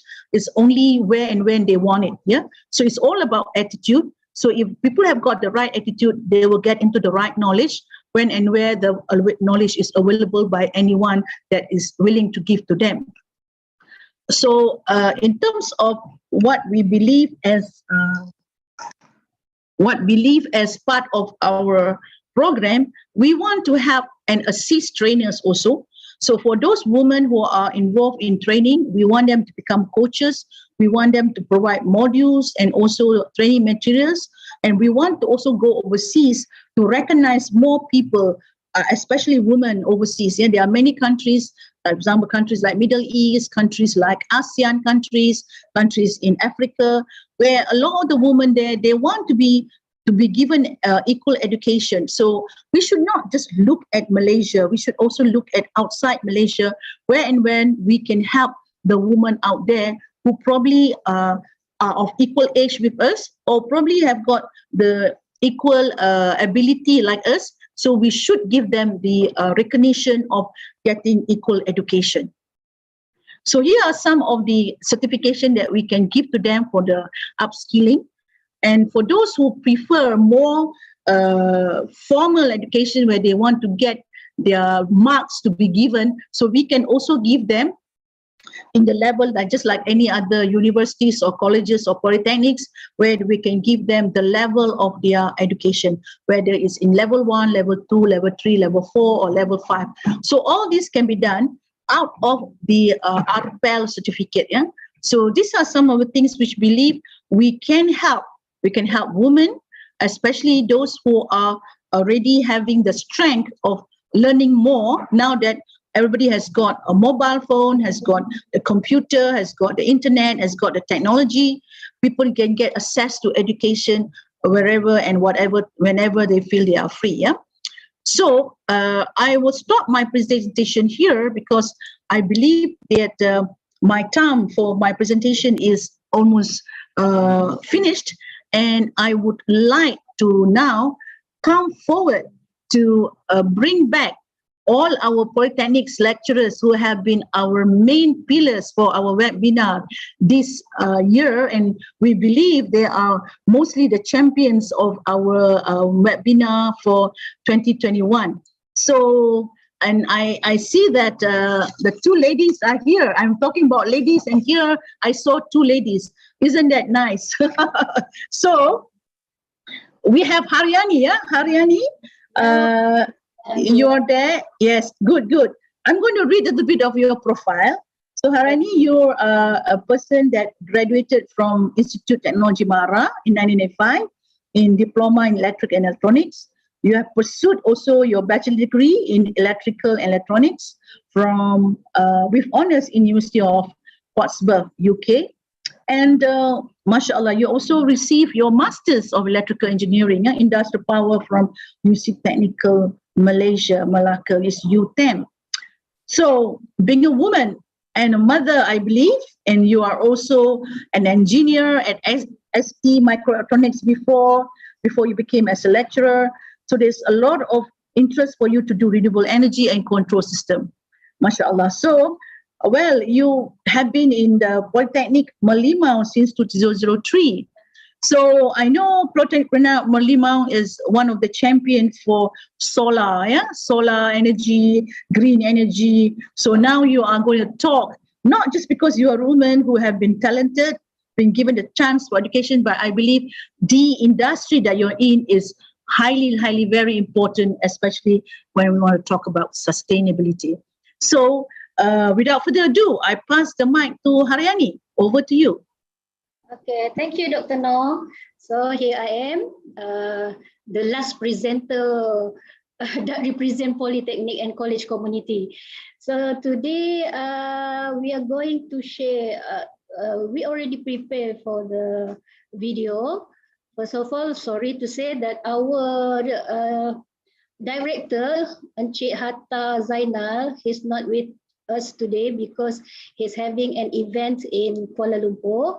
So without further ado, first I would like to share the speech from our Director Polytechnic Merlimau, Encik Hatta.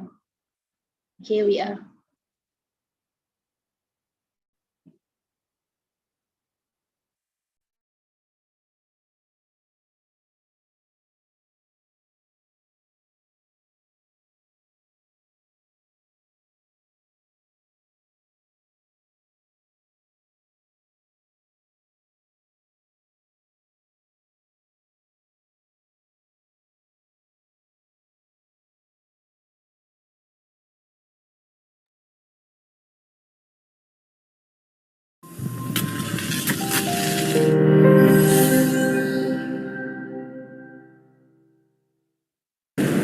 Bismillahirrahmanirrahim. Assalamualaikum warahmatullahi wabarakatuh, and good day to everyone. Distinguished guests, ladies and gentlemen. First and foremost, I would like to begin by congratulating the committee members of this event for successfully conducted this international webinar and showcase on Malaysian Sustainability Projects 2021. I believe that this event will be the best platform for Polytechnic Merlimau in sharing knowledge about green initiative. Sustainability campus is a very important issue that related to the situation concerning with size of area, number of students, academicians, administrative staff, and their excessive consumption of energy and materials. For information, Polytechnic Merlimau is one of the pioneers in the field of green technology and energy saving among polytechnics and community colleges in Malaysia. Many initiatives and efforts have been eventually gained recognition at national and international level as follows. First Star Asian Energy Management Gold Standard. Winner for Energy Efficiency Management Excellence Award in Malaysia Energy Award. Winner for Energy Management in Building and Industries in Asian Energy Award 2014. Most Sustainable Institution of Higher Learning Malacca Green Award. 2019 275 World Most Sustainable University in UI Green Metric World University Ranking number 11 in Malaysia, and 2020 254th World Most Sustainable University in UI Green Metric World University Ranking number 12 in Malaysia. Since the successful implementation of energy efficiency at Polytechnic Merlimau, Malacca, the built environment, comfort and safety at the campus has immensely improved. Moving forward, our aim is to implement renewable energy features such as a solar system in our buildings and hydroelectricity as an alternative energy source at campus. Among those that will be shared on this platform is about the development project of PLC trainer for photovoltaic tracking, switching and monitoring system is a grant obtained by Polytechnic Merlimau for the year 2020. And I hope that through this sharing knowledge, we will be able to benefit all involved. As to end this speech, I would like to record 1,000,000 words of thanks to all. And finally, I pray that we will all continue to progress and succeed in the future. Wabillahi taufiq wal hidayah. Wassalamualaikum warahmatullahi wabarakatuh.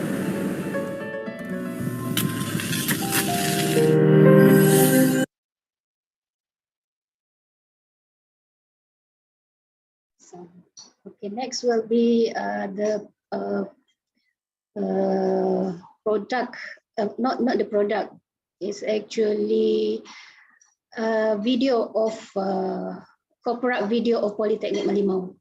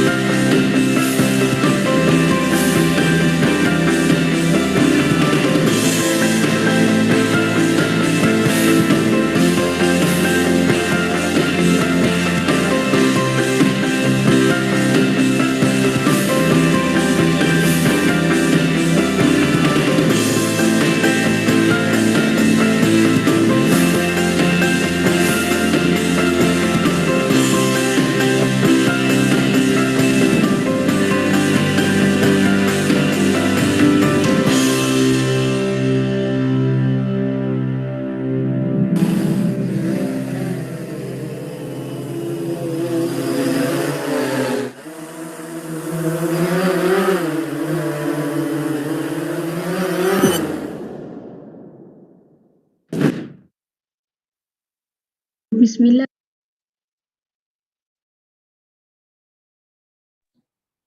Okay, so just now we show you the corporate video of Polytechnic Merlimau. So as we are lecturers and talking is our interest, so to avoid that we utter words that out of the topics, so we also prepare a video of our presentation together with our product video.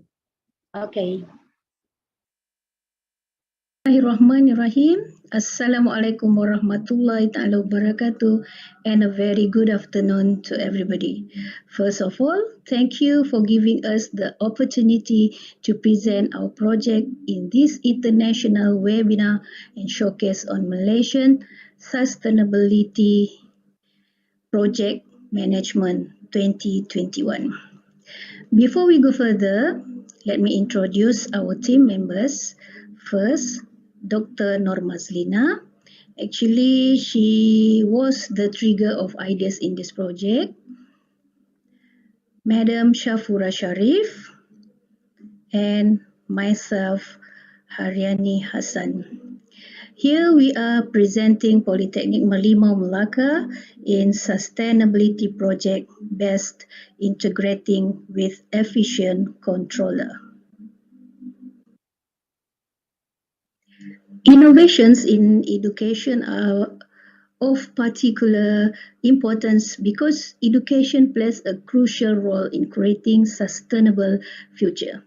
Raising the quality and scale of innovations in education will positively affect education itself and benefit the whole society. Technical and vocational education training, TVET, needs effective innovations of scale that can help produce the needed high-quality learning outcomes across the system. So to meet the needs of TVET, we have conducted a study and produced a project entitled Development of PLC Trainer for Solar Tracking Application.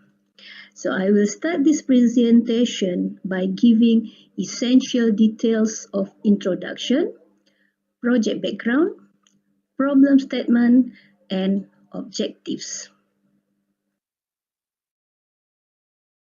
Let me start with an introduction. Why PLC? Programmable Logic Controllers, PLC, are computer-based, solid-state, single processor devices that emulate the behavior of an electrical ladder diagram capable of controlling many types of industrial equipment and entire automated system. PLC are usually a main part of automatic system in industry. They are very efficient and reliable in application involving sequential control and the synchronization of process and auxiliary elements in the manufacturing, chemical, and process industries. Besides having technological advantages of using PLC, it also decreases the price in the advanced level and complex control system. Nowadays, most of the control elements used to execute the logic of the system was substituted by the PLC. It can be concluded that a PLC is a ruggedized computer which can flexibly and robust control solution to almost any application. Normally, the PV panel or solar panel is fixed installed at certain tilt angle that belief can extract maximum sunshine per day. Since there is various locus of the sun over the year and alignment of the PV panel should be controlled according to the sun position.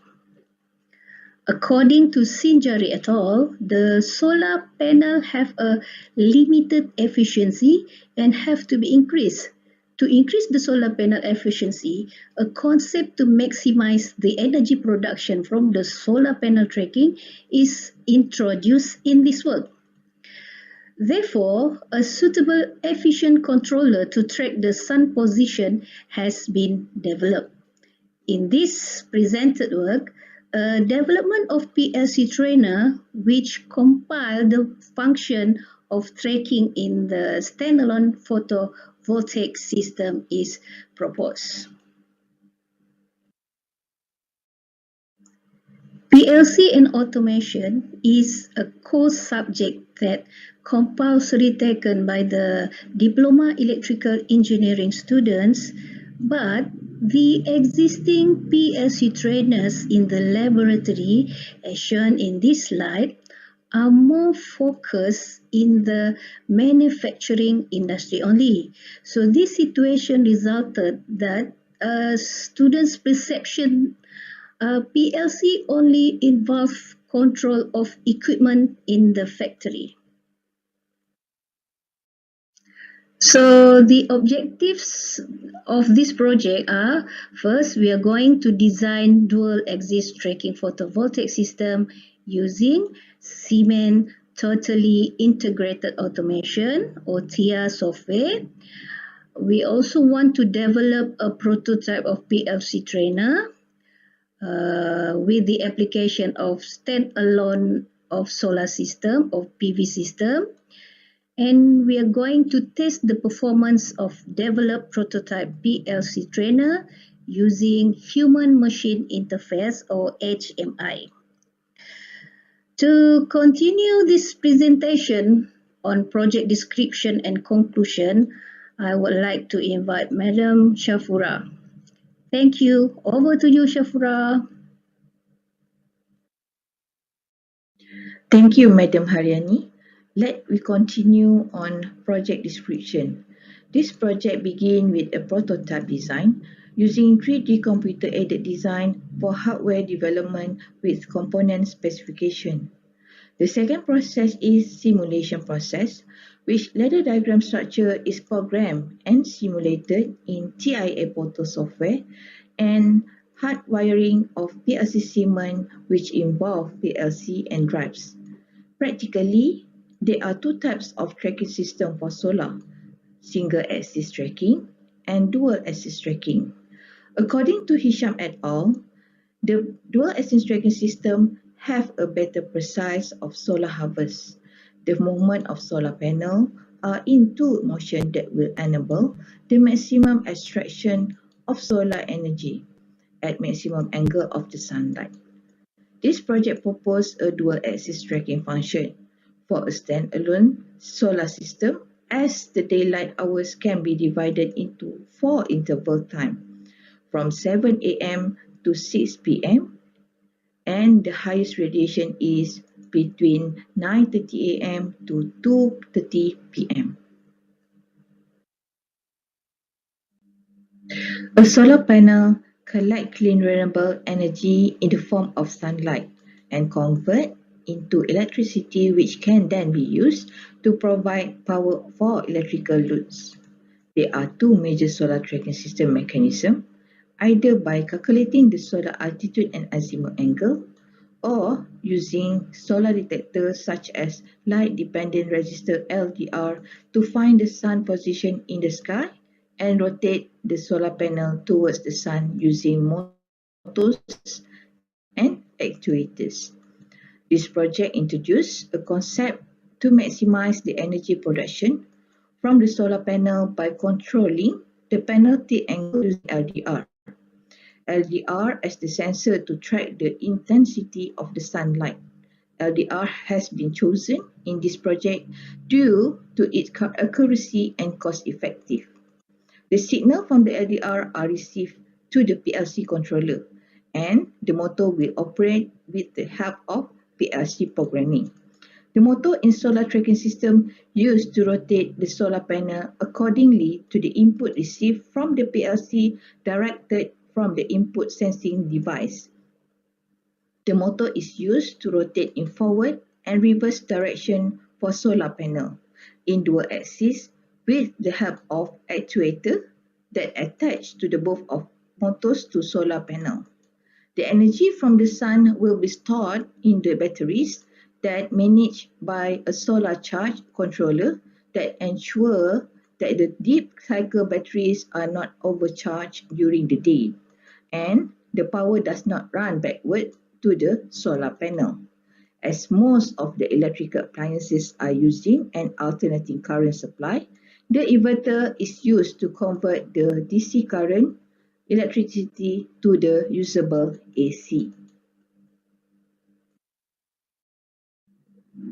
As conclusion, for benefits and impacts of this project are to enable the students of electrical engineering, especially in Polytechnic Merlimau, to apply their knowledge in PLC ladder diagram design when perform the control function using the Siemens PLC with the application to the real-time photovoltaic performances. And in addition, this innovative project helps electrical engineering students to understand and comprehensively observe the basic structure configuration along with the result analysis from the standalone photovoltaic system. For novelty and uniqueness, this project implements a new concept of control system development. Instead of using the separated controller, it is also developed with the ability to perform the function of tracking for the photovoltaic system. TIA portal, introduced by Siemens Sematic, utilized as a platform for the ladder diagram, programming, and simulation to ensure the developed trainer can operate it accordingly. Last but not least, for commercialization potential, since this product is related to several areas in electrical engineering, including power system, motor devices, power electronic, and control system, it has the commercial potential to be used in TVET education line. Besides, the main innovation of the solar tilt angle control capability in the trainer make commercialization prospect in the power system field since our country nowadays are moving forward to utilize solar as a green energy. That's all for now. Thank you very much for being here with us today. We really appreciate that you took time to be here virtually and listen to our presentation. Before we end our presentation, let's enjoy our project video.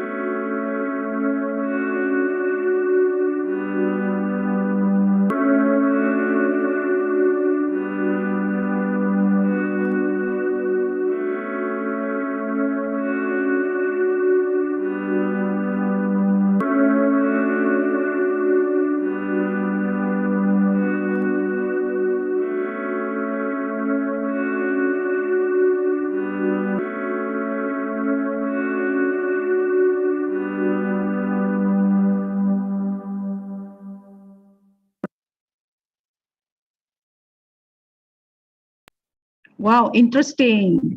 I believe Polytechnic Merlimau, you have lead a lot with respect towards the electrical industry and the solar industry, kan? So I would like to ask whether, now that you have championed into this field of electrical and electronics, especially students that come into your polytechnic, I'm sure they are highly employable, yeah. So tak ada yang menganggur, betul tak? Because they are highly in demand. Yes. Yeah. Is this one of the favorite diploma that has been sorted out ataupun been searched for by the students? This one of the favorite subjects of Merlimau? Yeah, actually, in electrical engineering department, DET or diploma in electrical is the favorite program in Polytechnic Merlimau. So I see. The most students taking this course. Okay. In terms of the students' internship, in terms of their industry attachment, are they able to get an easy, what I call industry involvement when they have their project of the year element, or if they are going to go for industry attachment? Do you have problems in getting a placement for them? Actually, even I'm one of the latihan industry, pegawai latihan industry. I see that it's quite easy for our students to get to attach to the industry. So we don't have any problems. Only the problem is a very small value of the students who get a problem to attach in industrial. Yeah. So now that you see renewable energy is highly in demand and highly how we call talk of town lah. Now, in Melaka is having a very strong green city status. So how does Merlimau support Melaka, the green city status? Okay, for the green city, actually, Polytechnic Merlimau itself, we started on 2012. We help the Melaka also to educate our students, especially with first we use a lot of campaigns. Yeah, a lot of campaigns for our students, and also to out of Melaka, out of Polytechnic itself, to the committee. So as a center of excellence in Melaka, and the fact that the state government of Melaka is embarking into a very strong vision to make Melaka a very, they call it green technology Melaka city. In fact, by 2020, you are already a highly green city. So has the center of excellence, especially Polytechnic, contributed a lot for these policies? Yeah, I believe we have very contributed a lot in Melaka, especially in Melaka, because we always doing some a lot of activities such as tanam pokok bakau, and also there's a lot of activities since 2012 that involve in green technology. Yeah, even myself, I also in Melaka, and I bring that sustainable attitude to my kampung in Tawau Sabah. Sometimes I bought something I bought in supermarket, and then I refuse to have a plastic bag. So it's also made me learn about that. So, but then attitude is the big problem for us. Okay, so we have a dustbin for separate plastic and papers. But in our Polytechnic Merlimau, yes, we have that. But then for plastic bag and also the recycled paper. Normally, we give to the cleaner, so they sort it. So we use. So it's hard for us to take the activity. How much the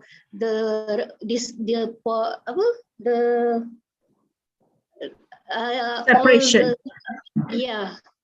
So it's not easy for us to take the data for that. Oh, that's Even very good. the oil also we didn't simply throw it out, because we also sell all the oil, use oil. Oh, that's great. That's great.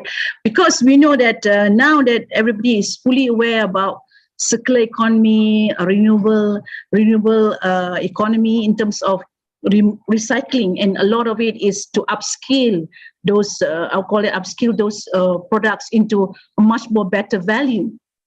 So I'm sure Malacca is doing very, very well. Respect towards the state government is pushing a lot the borders. Yeah, we have to learn a lot from other countries. Africa has got a very strong, sustainable city policy, and I see here Professor Kodiaga has come in, and I'm sure probably you want to share a little bit before we move on to New Zealand. We have Josh there.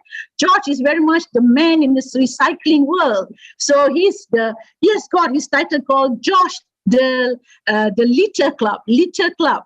So that litter club means that he's very concerned about littering.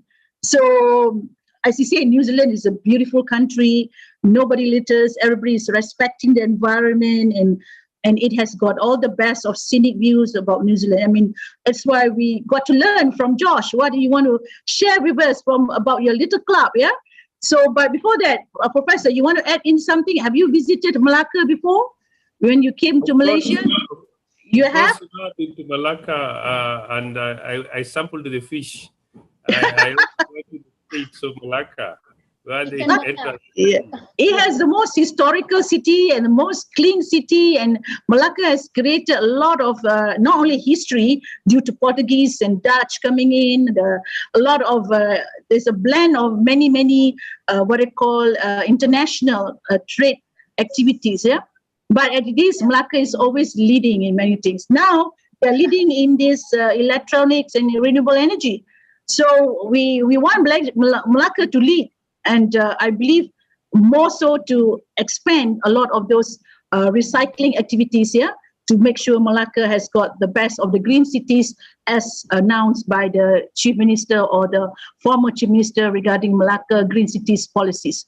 So thank you very much, Ms. Haryani, for being not only the woman in the business world, but woman in the activity of electronics and engineering, which is not a very easy skill for any woman to come in. So thank you very much for your assessment. So we have here, we have Dr. Vinardi Jose, Professor Kodiaga, Dr. Vinardi. So we have a lot of international people here, and we have New Zealander, Josh O'Neill. Just a little bit of a background about Josh O'Neill. I just want to read your profile. Highly skilled, a seasoned green project manager, which he recently got it from his what it call recent exam that he took. So he has global experiences in integration, respect towards system alignment, a professional background in change management, and of course his ability to manage project tremendously because he's also working with multinational companies. So he has been a project director for the largest global tech integration in the year 2019 and 2020. Josh is responsible for 17 countries and amalgamating 31 companies with 14,000 employees. Wow, Josh, your profile is commendable, and you are really not only just a project manager where we are trying to lead everyone here, but you are project director. So it's a different take altogether, for being someone who's leading globally with 17 countries and working with that level. I'm sure you want to share with us more about that. So without further ado, I pass on to you, Josh. Josh O'Neill. Terima kasih, Doctor, and selamat tengah hari to everybody, and welcome to the webinar. And thank you so much. It's a complete honor to be able to be involved in the webinar and showcase for sustainability in Malaysian products and projects. As Dr. Noors kindly introduced me, my name is Joshua O'Neill. I am the founder of the Litter Club. And you will say, where are you sitting today? Actually, I'm sitting at the port, at the jetty in Dungun in Terengganu, here in Malaysia. Please excuse me for sitting in my pickup. I've just come back from Pulau Tenggul. We've done some cleanups in Pulau Tenggul while we were over there and done a little bit of work in the environment. I am a PADI staff instructor, diving instructor, and I took part of the team over with me. We've done some filming, etc. over there, and we've been looking at issues around the crown of thorns, as well as just doing basic cleanups underwater. That's what we do at the Litter Club. We're very focused essentially on cleaning up litter that's already in our oceans, as well as cleaning up and ensuring that litter doesn't enter the marine ecosystem. So it's been an exciting week on Pulau Tenggul. We've had a wonderful and marvelous time. We've been looked after incredibly here. We were very lucky to be able to travel past the state lines. Now, thank you so much for joining in, and I'm so appreciative to be given a quick period of time to be able to introduce you to the Litter Club and what we're all about. And if it's okay, I'm going to switch off this, and I'm going to share my screen with everybody so you don't see me sitting in my pickup all day. I'm going to have to, I've got a few open here, so I'm going to have to pull this one up, and I hope you can see my screen. Please let me know if you can see that come up now. Yes, we almost going to see something. Okay. Yes, good. we got it. Yes. Okay, fantastic. So this is the Litter Club, and our saying basically is that we are saving oceans and the lives they support. If you'll notice down the bottom, we are registered in Malaysia. I run two NGOs, one in Singapore called Love is in Action, and that's really about the fact that if you do love something, you do need to take action, not just talk about it. And here in Malaysia, we are registered as LIAA, Environmental Empowerment Solutions, Surinder and Berhad. So this is who we are. We are dedicated to saving our oceans and the lives they support. There's a few slides here just to run through a few things that we do. We were registered in Singapore. I then registered in Malaysia in 2020. A little bit about my background. I've been in Malaysia for 6 tahun, which is 6 years. I then went to Singapore for 2 tahun, which is 2 years. And I came back to Malaysia, which is my second home. I treat it as my first home. And I came back here in November of last year. We do focus on environmental issues with an emphasis on beach river cleanups and doing community activities. We do fundraising for local charities, and we coordinate and facilitate team building. And we are starting to work with some of the local NGOs here in Malaysia. I started doing this when I was in Singapore, so I'm rebuilding my network here in Malaysia since I've been back. This really tells you about, and everything we do is really about the why. As my background has been in project management for the last almost 30 years, I've always looked at how we start and why we're doing things. And we have to understand why we do things, and then we will understand how to do them and what to do. And we believe that everybody should feel they can contribute to something bigger than themselves. And you know, there's hundreds of organizations, maybe thousands of organizations out there doing what we do. And every one of them is 100% important because it allows people to contribute to something that is bigger than themselves. And I just want to reinforce that.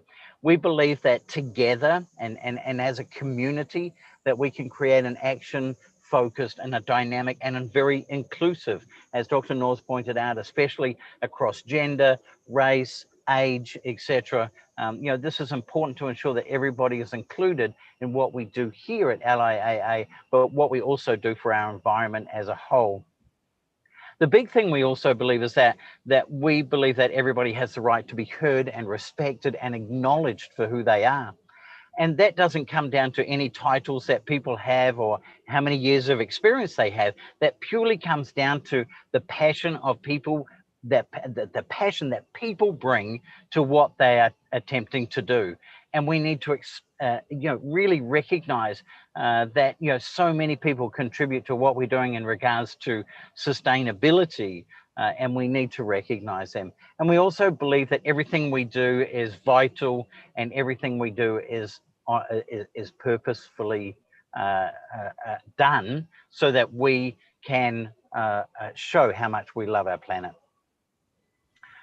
This quickly is our vision. Through community involvement and awareness, we reduce litter entering our marine ecosystem, and then eradicate ocean litter by engaging in land, beach and underwater cleanups, which we do a lot now. MCO is gradually on its way out, so we'll be able to do more. Just a quick indication, Singapore is up and running, has been for a couple of years. Already this year, we've removed 4 tons of waste from the environment in Singapore, which is relatively small and quite clean. So you can see what we're doing there is already doing it. And we really use community awareness campaigns, and I'll show you a little bit about that as we go through. Our main mission, we have 4 pillars we run on: environment, community, tourism, and then obviously how we can get people within the community employed and earning money in our area and what we're doing for the cause. Some of our team, an amazing Malaysian team, Jim, our creative photographer and videographer, and also a just recently certified open water diver. That was yesterday. He became an open water diver. Mel, you can see, was our production manager. She is a PADI dive instructor as well. Jude looks after all of our PR. He has an incredible background in public relations and multimedia. And then Lena Dole. You can see most of these people actually come from East Malaysia. Lena is our connection, basically, from a cultural point of view. She makes sure that things that I do are acceptable and the right things done. We do focus on UN SDG 14 for life underwater. However, we touch on 15 as well, obviously, for life on land with our beach cleanups and river cleanups. We have some work around ecotourism. We're looking at this more and more. Malaysia is an incredibly domestic tourism destination. We like to travel within Malaysia, more so than even overseas. So what we want to do is start promoting Malaysia as more green focused. And a couple of weeks ago, both myself and Jim had the amazing opportunity to meet YB Nancy, who is the Honourable Minister for Tourism in Malaysia. An exceptional woman and really a force behind tourism, and very enthusiastic when it comes to promoting Malaysia as a green tourist destination, and the opportunity for people from other countries to come in and actually help the green movement here in Malaysia. This will show you what we were going to do when it came to bringing awareness campaigns to Malaysia. And this was, we were going to start a tour which ran from a beautiful area of Penang, which we got to just before MCO, and then all the way down to Cebu and Johor, moving up to Tingle, which we've just managed to get to for a few days, and then down to Pulau Tioman and back up to Pulau Perhentian, where I did my dive instructor course around about 9 years ago now. We've cancelled this. We will reschedule this. This will be a week-long tour in each destination, where essentially we will run pickups, public awareness campaigns, we'll be in malls, we'll be doing community cleanups, we'll be going to tourist destinations and really finding out the green spots in Malaysia and bringing that and getting people to come and be involved and to see that. We did build an app, so if you, of course, have a smartphone, which I think everybody will have, you can check us out on the Litter Club. The app is there. We're waiting for a couple of refinements to be done, but essentially every time you identify where there is litter in your community, it'll pop up on our Facebook page, and community groups such as the Litter Club and hundreds out there will be able to go and rectify those areas and clean up our community.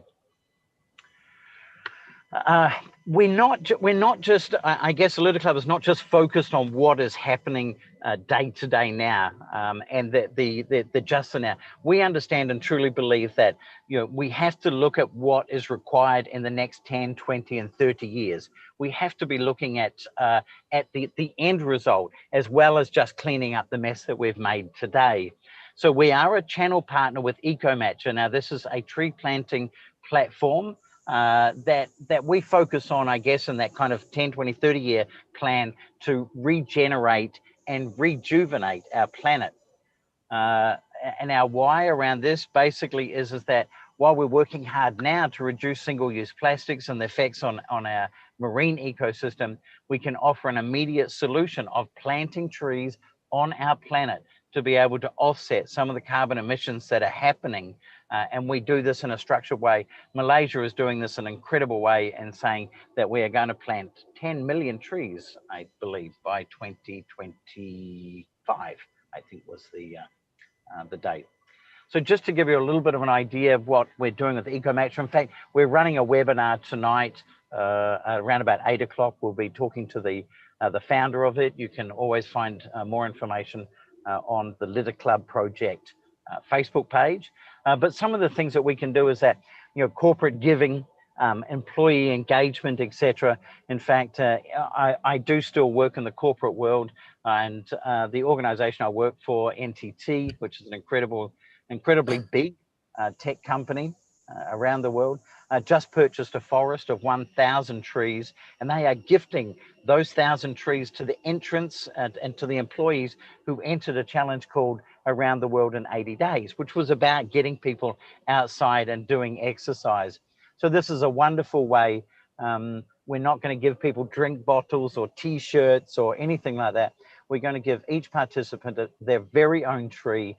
They can visit the tree, they can take a selfie with it, they can chat on a chat bot to their tree, they can meet the farmer who planted it and who still tends to it.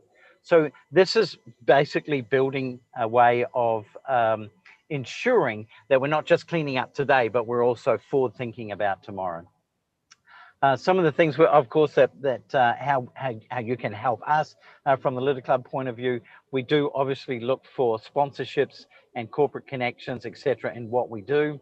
And then, of course, we help you by ensuring that your products and are widely recognized and seen throughout the community. We do have a social media awareness campaign. You can always find us Facebook, Instagram, and YouTube on the Litter Club Project.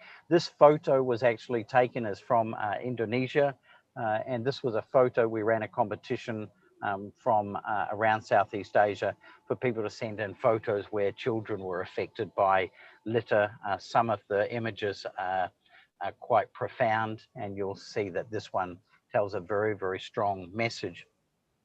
One of the other things too is that I'm becoming more and more involved in the I Love Bukit Bintang project. Thank you to many of the people and some of them on this call. And we are looking at how we can do glass recycling. We believe that there is a need within our community within Kuala Lumpur to do more recycling of glass.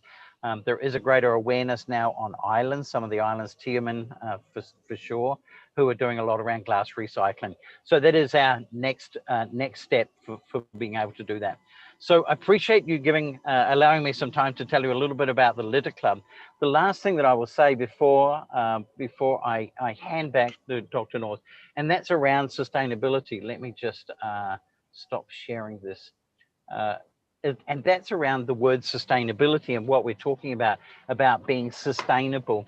And to me, one of the biggest things is that we have to ensure that the people we have on board at the moment who are passionate about this change, who are passionate about sustainability and making the world a better place, that we are truly, truly, truly looking after them. I run 2 NGOs, one in Singapore and one in Malaysia. We have over 300 volunteers. And the important thing is that you're bringing the right message to them and you are engaging with them to keep them enthusiastic. So it's not just about being sustainable for our planet, it's about being sustainable for the people who are enthusiastic about making the changes in our world. So with that, I appreciate your time. We are still new. We are still a very new organization. Singapore is very grounded now and growing massively with team building. But here in Malaysia, we are still new. We're excited that we're able to start getting out and start making a change and bringing awareness. So I thank you so much for your time, and I hand back to you, Dr. North. Thank you so much. Josh, thank you for your lovely session. A very candid but very insightful, and you have your group of people, the club, and I'm sure the club is going to grow in number, yeah, because you have the talent to bring more than that because of your project director role that you have experienced. Now, there's a little bit of the club. So this club is registered in Malaysia, and you're going to have an international little club, or what is the vision of it? Absolutely. One of the big things that we do promote is building your own litter club team. Now, we have small teams already in the Philippines and one in Indonesia, in Jakarta. And we do have a couple of ambassadors in Bali. But of course, with MCO, nobody is able to actually get out and do some of the things that they want to do, which is our beach cleanups and our river cleanups. We truly believe that this is the basis of everything that we need to do. We support Tech for Good, we support all of these things, but we also, what we do is provide a very visible,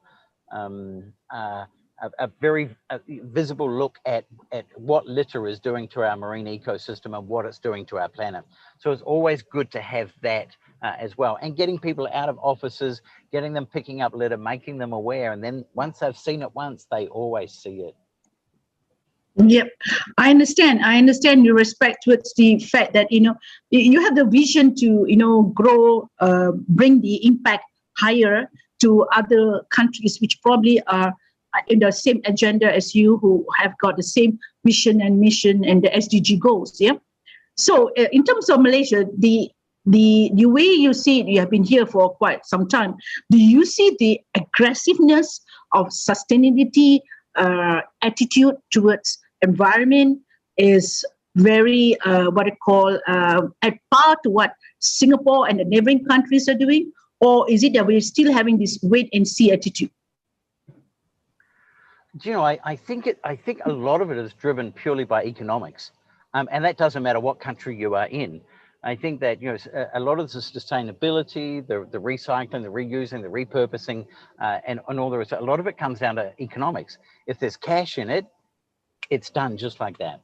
If there's no cash in it, then maybe it's not. If you look at Singapore, typically we recycle everything. The 2 years that I was there, everything is put into separate bins. But at the end of the day, even though we do single stream recycling, it ends up being multi-stream recycling, and they just put it in the same bin and go and burn it. The amount of recycling there is minimal, but the perception that it's going to be recycled is obviously there. And that brings a value, I guess. So everything must have a value. I think that. Yeah. Okay. There's some interruption here. Okay. Yeah. The other question is that you can see there's these two different communities I see coming. Yeah. When you hear about Sweden, Finland, and the Scandinavian countries, when they recycle, they really have the attitude to separate the bottles, the glass, the papers, and the different type of items very, very disciplined way. Whereas here in Malaysia, we try to build that attitude, but somehow the collectors or the people that are responsible to collect it, they seems to like bring it all together again when we are already separated. So this gives a little bit of an element of, are we doing it just for the sake of our passion, or is it an element of whoever wants to do it it's at their choice? So what do you think? How can we educate more on these kind of things? Sorry, I think you're can you unmute first? Unmute first. Sorry. Oh, sorry.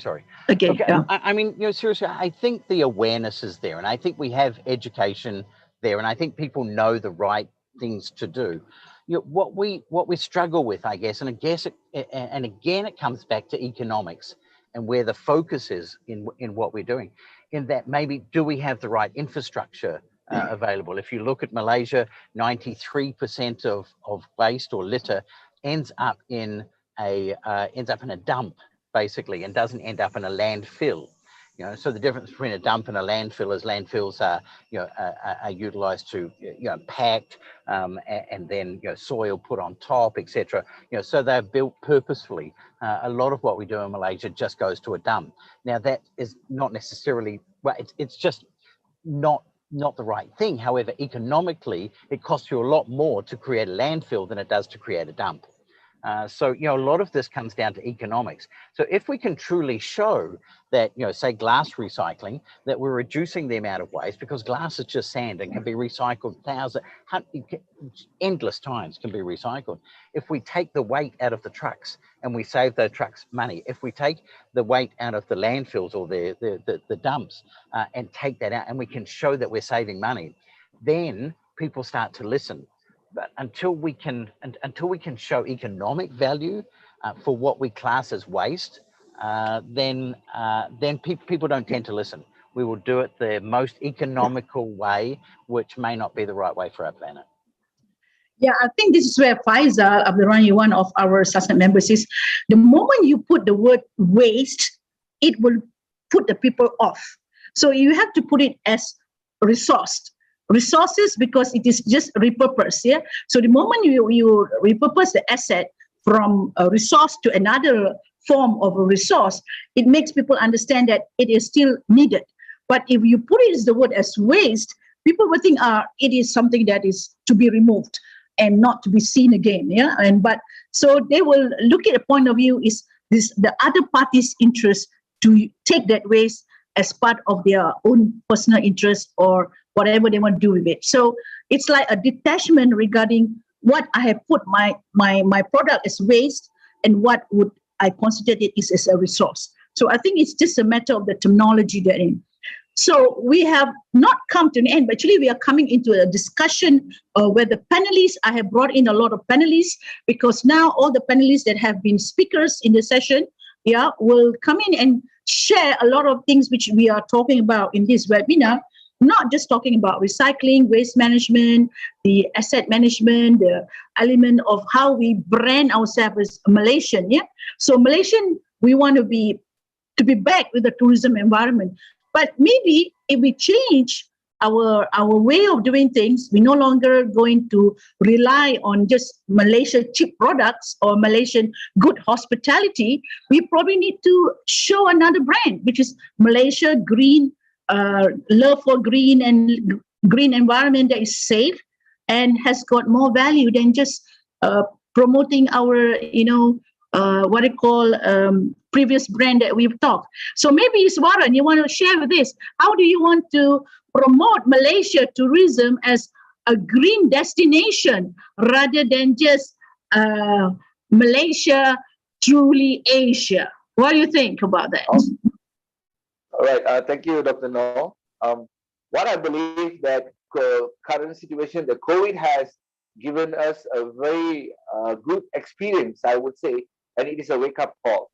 Whereby, with this COVID, we have come up with many new approach in the tourism industry, whereby when for 1 year, past 1 year, many of the tourists who love to travel, they could not do it. So what Malaysia we have done, we have taken the initiative through the Tourism Productivity Nexus, MPC, and with other body collaboration. What we have done, we have created many virtual tours, whereby it is more like giving a free tour before they come to Malaysia. And what we realized that with the virtual tour, there are many things that we can prepare the tourists, especially what are the do's and the don'ts when they come to Malaysia, and what are the green practice they should do. So through the virtual, we indirectly have educated the the audience. At the same time, it has also educated the local tour operators to what extent we must practice the green tourism, whereby the sustainability practice, how to assist the local community who has the basic product, and how we can collaborate with the travel agent using the basic product to internationalize to the whole world. So this is one good green practice that Malaysia have initiated. It's very clear. We cannot compare New Zealand, who has got all the best of the green environment, and they really take care of the animals and the livestock over there. So is Australia. I think they have got a lot for us to learn regarding how the environment give back to them, the economy. Now, Malaysia, while we have the abundance of the environment, we have never contribute all those to economy, because we look at the industry of oil and manufacturing, IT and so on, but we have never looked at even the marine activities where there's a lot of abundance of economy there. So I think, look at Indonesia. So we're back to Indonesia now. So Pak Win, you have been one of those people who live in Malaysia and gone back to Indonesia.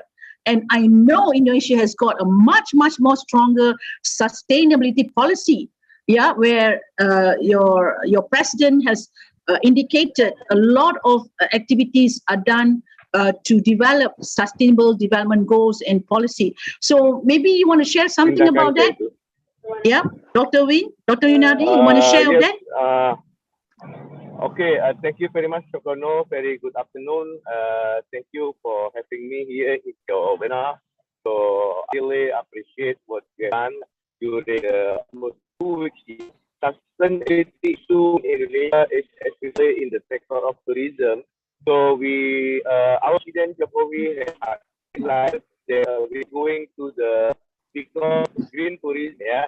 So it's that our decision of the government now to ensure that application the opportunity the economic do by tourism can be what we can not do normal, but we can move into the positive direction.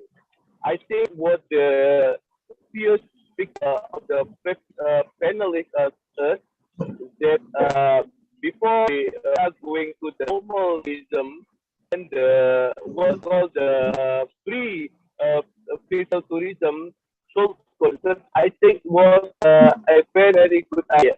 I totally support this idea. That is my point of view, Dr. No. Thank you, Pak Win. I know that the Indonesia has got abundance of resources, and they have been managing their resources quite well. Of course, in the big cities like Jakarta, there's always this problem about how they manage the waste, and I think they are trying to do a lot of the cleanup to make sure that all the rivers that are mostly populated become less populated. Yeah. So we want to bring some element of learning from Kenya, from Africa. Africa, you have probably Kenya has got a lot of strength in terms of how they have made the no plastic regulation. Especially tourists coming in, they're not allowed to bring plastic into the country. So how do you impose tourism to the extent that tourists are given penalty if they bring plastic into your country? Is that something that you want to share? Oh, what happened to Professor? Okay, I will come back to Professor in a short while. But what I want to share here is the element that every country has got their strong policy about sustainability, and they want to make sure they impose a lot of these plastic regulations so that people don't come in with that attitude of bringing plastic. So, Professor, just I know that Kenya has got a very strong no plastic policy from tourists coming in. So, you want to share something about regulation on that nature? Please unmute first. Unmute. Yes. Hello. Yep. Thank you very much, Dr. Noor, and the rest of the team. I listened very well to Josh, and I'm so excited about the Litter Club. And I was almost thinking of what we can do about in our lakes, because we have Lake Victoria, which is the largest freshwater lake in Africa and the second largest lake in the world, but choking in waste. are largely plastic waste. We have Lake Naivasha, we have Lake Nakuru, and we have the Indian Ocean down in Mombasa. So we have quite a lot. Now, the Kenya government has put in a lot of restrictions and rules regarding plastic waste and waste in general. Particularly, it is illegal in Kenya to come to Kenya with the second degree of plastic material like the packaging, save for those which are recyclable. However, there is the rule, and then there is the exception. You see, before the rule came into place, the country was already choking in waste. And a lot of waste had gone into our rivers, a lot of waste had gone into our seas, our oceans, and our lakes. So far, we have not dealt with that waste which has been in our lakes, rivers, and water bodies. We are only handling the limitations, the waste that now would come from the plastic currently. So there is need to deal with the wastes which were into our lakes, into our rivers before. And that is where the litter club comes in handy. And I loved the whole concept about the litter club, particularly on that aspect of doing something bigger than yourself, you know, as a mission, and being part of a team that would want to do something better, bigger, for the good of humanity. Now, legislation, when you come to this aspect of government, legislation is always at another level. And it is that which is done by representatives elected either in the county assemblies as members of the county assembly or elected in parliament, whether it is in the lower parliament or the Senate. However, history has shown that legislators legislate on things which will help them win votes faster and not things which are for the general and the ultimate good. So you find, yes, we have a lot of laws, but now enforcement becomes another matter, because enforcement is really where we are going to ensure that litter and all these type of plastic wastes or plastic resources do not actually choke our rivers and lakes. So I would think the best and the way to go would be to move in sync with what Josh and his team are doing in Malaysia, in Singapore, and possibly maybe create litter clubs around so that it can become part and parcel of a global campaign. Although we know we have a lot of teams who are doing a lot of things in terms of cleaning, but cleaning for publicity, cleaning for a day, cleaning for an occasion is not adequate, especially when you want to deal with litter. Thank you very much. Yep. Okay. Yes, I understand and respect to it that we are doing a lot, and many NGOs are helping out on this matter. Yeah. So back to tourism again. We understand tourism is the main driver, the main force to build up economy. That's why we have Bukit Bintang now. The Bukit Bintang make Bukit Bintang great again is something to be considered as what are the activities that can bring back the social impact, the economic impact, and the environmental impact.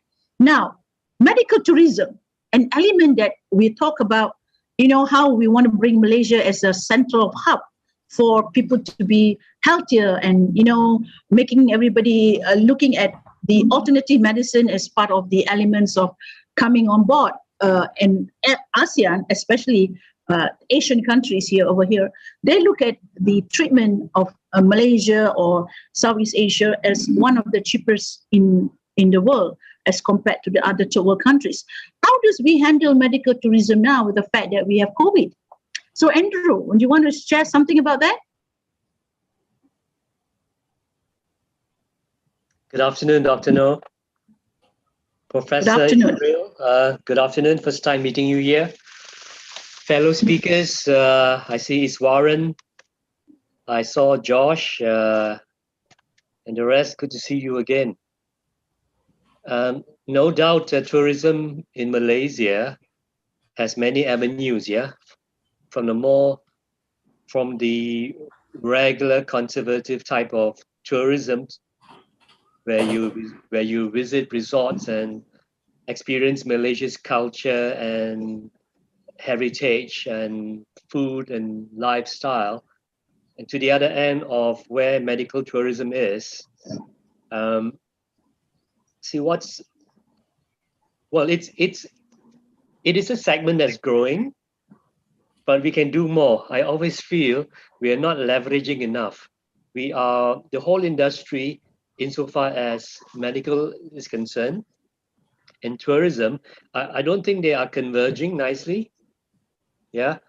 So the whole idea of use of a person visiting Malaysia to seek medical treatment, that's one bit, but the emphasis is more on that rather than on the tourism side. I like to see more time the spill over onto the tourism side, which I don't happen to see enough initiatives or promotion taking place in this country. Now, a thing or two about my own experience as my love for cycling and seeing my own country, local tourism by cycling. I've had that opportunity to see the entire Malaysia cycling, and because of the proximity of being so close to the road, you see trash, you see litter everywhere. And that is the irony, because it is such a beautiful place, which for any tropical climate, yeah, we have the highlands, we have the lush jungles and all that, but you still see a lot of trash along the roads. Let me give you an example. We live in a peninsula where it's divided on the west coast and the east coast. And to connect you from the west coast to the east coast, you go up along this beautiful stretch of 200 over kilometers of road, which sits on the highest range in Malaysia. To our foreign participants, Malaysia sits on a very, we have a range, yeah, the geographical range. It sits on the highest point that separates the east and west highway. So when I took a cycling tour crossing Malaysia along this road, it was littered. There's rubbish all along the roads, and it is really unbecoming. It is very sad. In fact, it's a very pathetic thing. That's number one. Because I cycle almost every day, because I commute by cycling, I go to KL, Kuala Lumpur, our major city, and as I travel 30 to 60 kilometers to and fro every day, crossing many different cities and districts, you see the roads are never practically ever litter-free. So this new normal of COVID-19 has introduced a new component of litter, which is the face mask. So it is horrible. So what can we do about it? While we care about COVID, and we care that we need to have social distance and we need to wear masks as a compulsory. If not, you're going to have 10,000 penalty for not wearing one or not even registering yourself in MySejahtera. So the fact that, tourism, health and wellness, it's part and parcel of together. Yeah, we need to be healthy. In the meantime, we need to also be safe.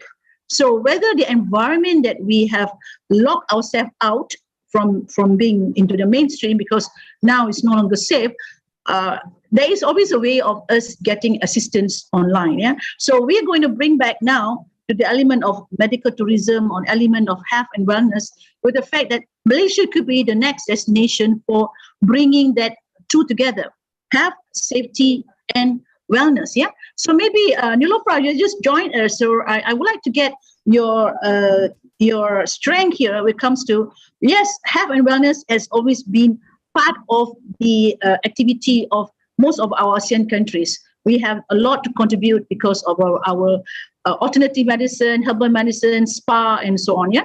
So with respect to its how do you see this transformation about going digital, where community has got a lot of learning with the fact that more so people can get advice through a lot of these advisory channel through the community development online. How do you find that as part of our medical tourism or health and wellness effort? Right. So when we talk about medical tourism, right? So as you very correctly and rightly pointed out, Malaysia is going to be the next hub of medical tourism. When we talk about medical tourism, it's not a single, I would say it's not a single aspect, but there are a lot of functionalities that come along with it. There comes like digital consultation, there comes expert opinion, there comes second opinion. After that, a candidate or a patient, they go for medical tourism.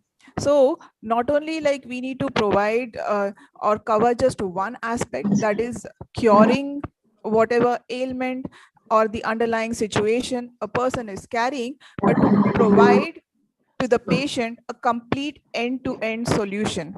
When we say end-to-end solution, right from the beginning of their journey till the end, complete hand-holding and support should be provided. What do we, when we say like complete hand-holding, end-to-end solution, so what exactly do we mean by that? We have to focus on right from the patient when they begin their journey, what conditions and what is the situation, what ailment, no, not just for the treatment but the entire process of it, right from screening, right from preventive screening. So once we provide this end-to-end solution, it becomes like a talking point in itself. It becomes like a live example, right? And we as Health Capita always there to support, not just digitally but physically as well, in every functionality. We also have like teleconsultation is there with Health Capita, so that right now MCO is there in Malaysia. Not everybody is able to move around, so what they can do, they can have access to their doctors online digitally. They can take expert opinion online. Interesting. Yes. So this is where our Malaysian hub as medical tourism can kickstart a lot of the things that is probably has not been made aware. As we need to lead somewhere where we can. While Andrew is saying that exercise is medicine, he's saying that we need to cycle, we need to at least take a walk for 10,000 steps a day. And maybe Andrew may wants to cycle now in Kenya and see all the animals instead, all the tigers and giraffes and the hyenas. Yeah, I will take a ride behind you. In terms of we should. It's a great learning. We should always look up to Andrew and look at the lifestyle that he is leading, because currently in Malaysia, chronic conditions or lifestyle related diseases are highly prevalent. You knock a door and we can find like every family has a family member who has some or the other underlying chronic condition. It can be diabetes, it can be hypertension, cardiovascular disease, but all of this can be prevented. And Andrew is a leading example. Productivity comes from a non-stressful environment, and it is where I'm going to bring in Datin Jaya. Where is she? Where is she? Datin Jaya. So Nur Hisham, who can add it, because a non-stressful environment can give you a much healthy environment, productive environment. You see a lot of employees, they are very unproductive because they believe that health is part of their asset. But if their asset is not being taken into consideration, what more if the environment is not clean? If the environment is all dirty, so there's no way anyone can stay healthy just for the sake that you outsource a lot of the cleaning to others. Now, this outsourcing of cleaning to others, I think this is where the attitude of learning about basic things is not there, because we have this attitude of outsourcing. Yeah. So maybe Datindra, so you want to talk about this element about productivity. A lot of people just want to get into the healthy environment by just sitting still. Now, whereas the environment is not making any changes towards what need to be done, right? So exercising, collecting litters is what Josh is doing while he's on his motorbike. He's cleaning up. I've seen a few Japanese doing that. While they go and take a walk, they clean up all this trash that they see along the road. It's very embarrassing to see foreigners doing that. And we Malaysians can see the fact that there is really a strong values that other people may have and we don't have. And here we are, we're talking about values with respect towards how we treat others and being hospitality. Yeah. So Datin, you want to say something? Hi, a very good afternoon here to all. Yep. Yes. Hello. Yeah, we can hear you. Hello. Yeah. Sorry, doctor. I missed the earlier part of the question. I've only heard the word values. What was the question? What was it that you would like me to comment or make some remarks? We're talking about here when you see foreigners comes in and they do their tourists and they pick up the litters, and you see like people like Andrew, they go and bike and pick up the litters. People like Josh, they go on the motorbike and pick up the litters. Foreigners are cleaning our country. This is not a very good indication, right? And say that why is that we are not cleaning our own country? Why are we outsourcing to other people to clean up? Well, it is our discipline, our attitude, it's our environment. So we have to take care of our health and our safety. And we talk about health and safety. It's part of a job scope that everybody should have. So what do you think about this? Absolutely, I agree with you, Doc. Actually, especially in Malaysia, what we lack, it's not only about the cleanliness, environment. Our enforcement of anything that matters, that is the problem. That is the issue. Lack of enforcement in anything. So if we could, improve on the enforcement, and then we cooperate. Like for example, our neighboring countries like Singapore, the enforcement rules are very strict. You speed, you be fined $1,000. You 1 liter is like $100, and then you do community work. You be penalized if you are caught. Speeding or that kind. So those are deterrent factors, so that people will not do it. I think I really believe that everything should start from the enforcement side. So once we have enforced and we make people comply with the rules. Example now, when the enforcement officer can do very well on enforcing people to put on mask, everybody put on mask, and then you impose penalties, so people will actually do it. So that should also apply to the environment That's it. I beg to differ.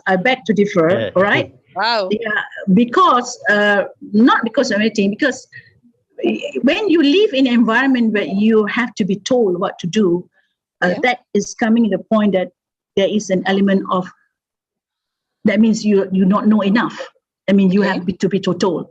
When we are talking an environment where we should already have that knowledge, we go to school, we go to universities, we go to college, we already understood what the do's and the don'ts. And we already got a lot of the experience learning from other people's bad behavior, right? So if we were to rely on enforcement, it's not going to help, because people love to be, people like to get away with things. And if they get away with enforcement, it's like, oh, I win. I'm able to do this and able to do that. So it's a little bit of a catchy term, and it allows people to, get into it. So what is education for? No, doctor. Actually, in Singapore, yes, initially it was like that. Like the people of our neighboring country, they find it like they agree with whatever you said earlier, which you beg to differ. However, over time, because of the enforcement all the enforcement were consistent, they begin to immerse, and they realize that, oh yeah, this is the way of life. But you have to start with enforcement first, because otherwise, why are they not facing that while we are still facing it? This is my personal opinion. If well, I agree with your begging to defer. I also would like to enforce the enforcement issue. Can maybe I add something in here? Having started an Yes, NGO in Singapore, picking up litter, I'm kind of in between on this because, you know, the people who actually volunteer in Singapore, I have many Filipinos, Japanese, everybody. So there's very few Singaporeans that go out and pick up litter. It is the foreigners who live in that country that go and do it. And that's what I'm noticing a little bit in Malaysia as well. I think that, yes, enforcement, you know, has its place, but, you know, nobody gets fined $5,000 for littering. There's signs everywhere in Singapore. Nobody actually gets fined $5,000 for littering because they have 55,000 people running around picking up their rubbish after them. So that, you know, I mean, if there's any Singaporeans on the line, you know, maybe they're a little privileged in the sense that they can throw things and somebody will clean it up after them. I think it comes back to, and I'll use the Malay terminology as gotong royong.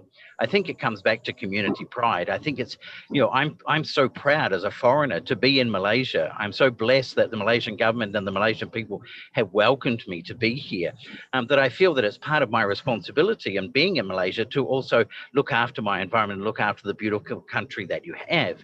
And I think that you find other people as they go to different countries, they feel that level of responsibility and they build that community outside of the indigenous people who are you know, part of that country. So I think that, you know, it does come back to community pride. It comes back to the love that you have for where you are and what you're doing. And I mean, you know, I'm here on my second home, but to me, Malaysia is my first home, and I take great pride in this country. And I think, yes, enforcement has a part, but it's about loving your country and about loving your community. So it's just my opinion. Great. Great. Yes, Andrew. I see. I've learned from hardship. You cannot rely on the government for anything. You've got to be the change agent. You got to be the change agent, and you got to be the change you want to see that will happen. Yeah, to take place.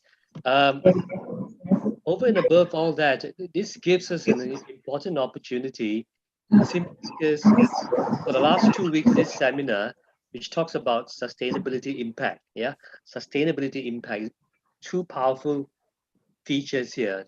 The idea that we all can live sustainably, and then with that way of life, use it to impact many other things, people, the environment, and so on and so forth.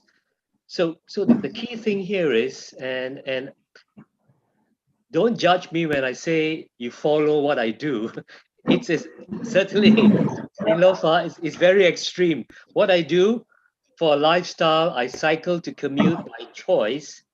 It is not everybody's cup of tea. It is certainly, I would welcome anybody who want to try, but it's a progression. You don't do it overnight. Yeah. Exactly. This is my 10th year. Exactly. Yeah. And so it's the idea is, you got to assess us, because we are special people. We are people that believe in sustainability. And again, the use of sustainability impact, we should be the change. We should walk the talk. We should rise to the occasion. We should be different. We should be fantastic. Yeah. So what I'm saying here is, okay, forget about what the government can do. I've learned from esteemed people that they are only there to make policy. They will sit on their asses to debate policies. Nothing gets done. Not even at local government level. Not even at. So that's why the idea of community development, and that's why sustainability impact, the P5, is so important.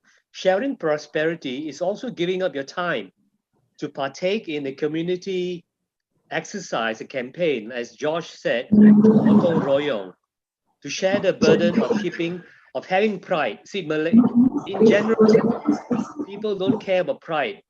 They care about costs. They care about what's in it for them. Because we are special people.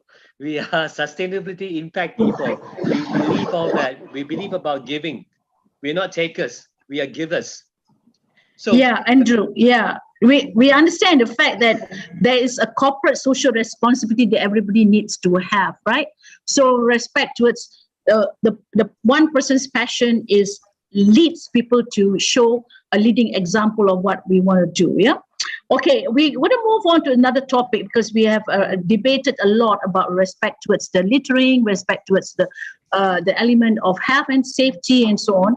But now we want to talk about where we believe our education system is going to take us in. Yeah, because there is a lot of element of education that needs to be instilled in our local institution in respect towards understanding what sustainability is. Not just about green energy or solar energy, but in respect towards the attitude about caring about the society, the people. So there's a lot of people element that out there that is probably need to be addressed because these are the people that is going to benefit if we were to care of them. So Murugan, one of the leading coordinator for all the polytechnics here. So I would like to make you share what you think the sustainability learning that has been given to polytechnic, that their role in education is very important for people to really understood what the industry is lacking and what is the role of educationists in ensuring that the students understood fully what is sustainability. Thank you, Doctor. Thank you. Can you hear me? Yes, I can. Sure. Okay, thank you, Doctor. You are, of course, sure, because we are the learning institution. We are the pioneer group to train the students, to educate them. So I think this platform is very good because we are the people who in charge for the person to convey this knowledge to our students. But in our curriculum, if you see in our curriculum, we have insert everything. All our curriculums embedded. The curriculum is very good design. But the problem now, our implementation now. Okay, but we have several activities and curriculum where the student can learn through the activity, through the social activity, through the corporate CSR program. But even I think the initiative we've taken is still in the beginning level because we are in the process of joining the sustainability program in all the campuses. But I think we need a lot of time and the training session, especially for the staff, to understand the real sustainability so that they can convey this knowledge to our students. So I think through this, we got a lot of information through all the presenter. I think maybe after this, we can move very good with the collaboration and for the good of the sustainability, Doctor. Yes, we line up a lot of industry people here. Yes, with the fact that there's all of them has got one mission, is to create a better world. A better world means we have done a lot of damages and we are guilty for doing a lot of the things, whether it is within our own hands or within in the hands of others. But we know that we live in an urban jungle where we thought that we have all the formulas and all the compliances that can rule us better. But somehow we are not ruling it better. Other people are in the jungle that can rule better because they don't destroy the earth, they don't destroy the planet, but they are living happily in a manner that they know what it takes to protect the environment, because that is the livelihood, that is the so-called soul to them. Yeah. So maybe Nozalifa, you want to share a bit about what it takes for the jungle school to, to see that we are the one at fault most of the time because we think we are the modern people, whereas the people in the jungle are much more a lack of so-called education. But is it their lack of education, or is it that we do not know about their education? Hello, Assalamualaikum. Dengar? Yes, can hear. Okay. Sorry, I'm actually traveling to Seremban. Okay, no problem. Okay. Understand. So we are learning actually from the indigenous people themselves, because they are sustainable people. They themselves have been practicing thousands of years of handling the jungle, and they have their own intelligence, they have their own sets of intrinsic values, whereby it's a kind of a life skill which are embedded together with their lifestyle. So I would say that many people just assume that the Orang Asli or the indigenous people around the world do not know what they are doing, but actually we should be learning from them. So I would say that in doing so, it will be nice to because what Jungle School is doing now, we are showcasing and enhancing for them to actually do their sharing of their traditional environmental knowledge, because they are the sustainable people and they are practicing the sustainable ways. Maybe, Professor, this is where you come in very candidly, because you have many tribes in Africa that education come from their environment.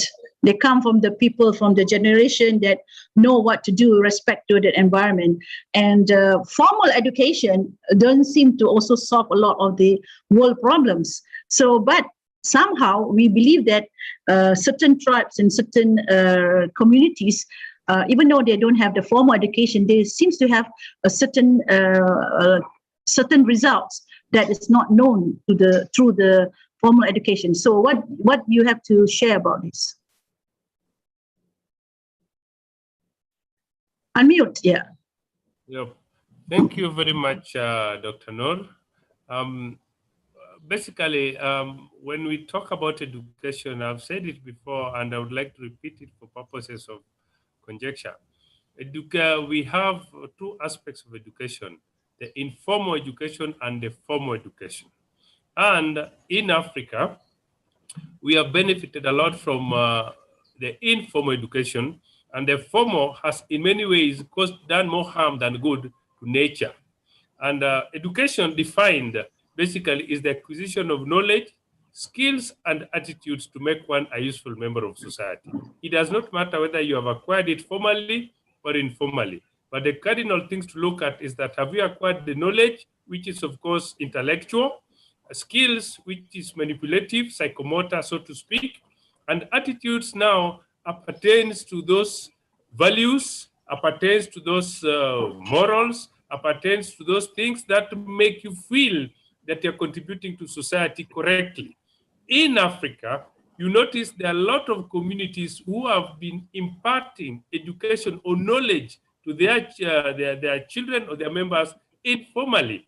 A case in point are like the Maasai of Kenya, the San, and many others, where you find we coexist with nature in such a manner that the community, the taboos and the don'ts of the culture are like, one, you are not supposed to eat wildlife. So you find that game meat is not eaten by communities who live side by the wildlife. You are not supposed to kill wildlife unless in self-defense or unless attacked. And at best, there are certain things that we are trained to do which ensure that there is no man-animal-wildlife conflict. So you notice, and that is why I'm excited with the Jungle School, going to learn from communities. There's so much that the communities have to offer. The worst thing that has happened to us globally is that we have shed off the gowns of ancestry and put on rags of modernity in the name of education, to a point that we can no longer live in harmony with nature. And I think the time has come for us to actually bring the two together and see how formal education or formal knowledge can at the same time move hand in glove with informal knowledge, particularly in conservation, particularly when we are talking about sustainability, because there will never be sustainability if the knowledge that we acquire is destructive to nature, is destructive to the environment in which we live. We can only live in a sustainable environment when that knowledge comes back to benefit the environment. In Africa, there are areas where the formal school needs to learn from. For example, tree planting. Where I am, where I live, it is mandatory that you have to plant trees and you have to ensure that certain trees are not cut. So you find that trees which grow by themselves, but if you find it in your compound, you don't cut it. These are aspects of ensuring that those forest covers, those tree covers continue. And this has been destroyed now by the modern school, where they destroy, they cut down the trees, they don't care about those traditions, and those traditions were only meant to ensure that we have got an environment that is sustainable. Two, there are other aspects, like you see what Josh is doing in terms of litter. Traditionally, communities which remained pure and were not affected by Western lifestyle, by and large, ensured that they cleaned their environments and they used materials which were biodegradable and which were actually gotten from the same environment to ensure that you do not destroy nature. So I think it would take a lot. It would take a lot, and this seminar, this webinar is not adequate, particularly to address how we can now bring, we can have a meeting between what we gain formally and what we can get from communities, and getting knowledge for it, not saying knowledge which is teleological or oriented for the white collar job. So I think at the tail end of this, I would like the Jungle School and the rest of us to see how do we link both what we get formally, because we can't run away from it, and then how do we marry it with what we get benefit from nature and communities. Thank you, Prof. Yes, we have a blended of two. I'm sure the formal educationists are listening to the set that, we have to also not learn things in the classroom, but also learn things from the environment.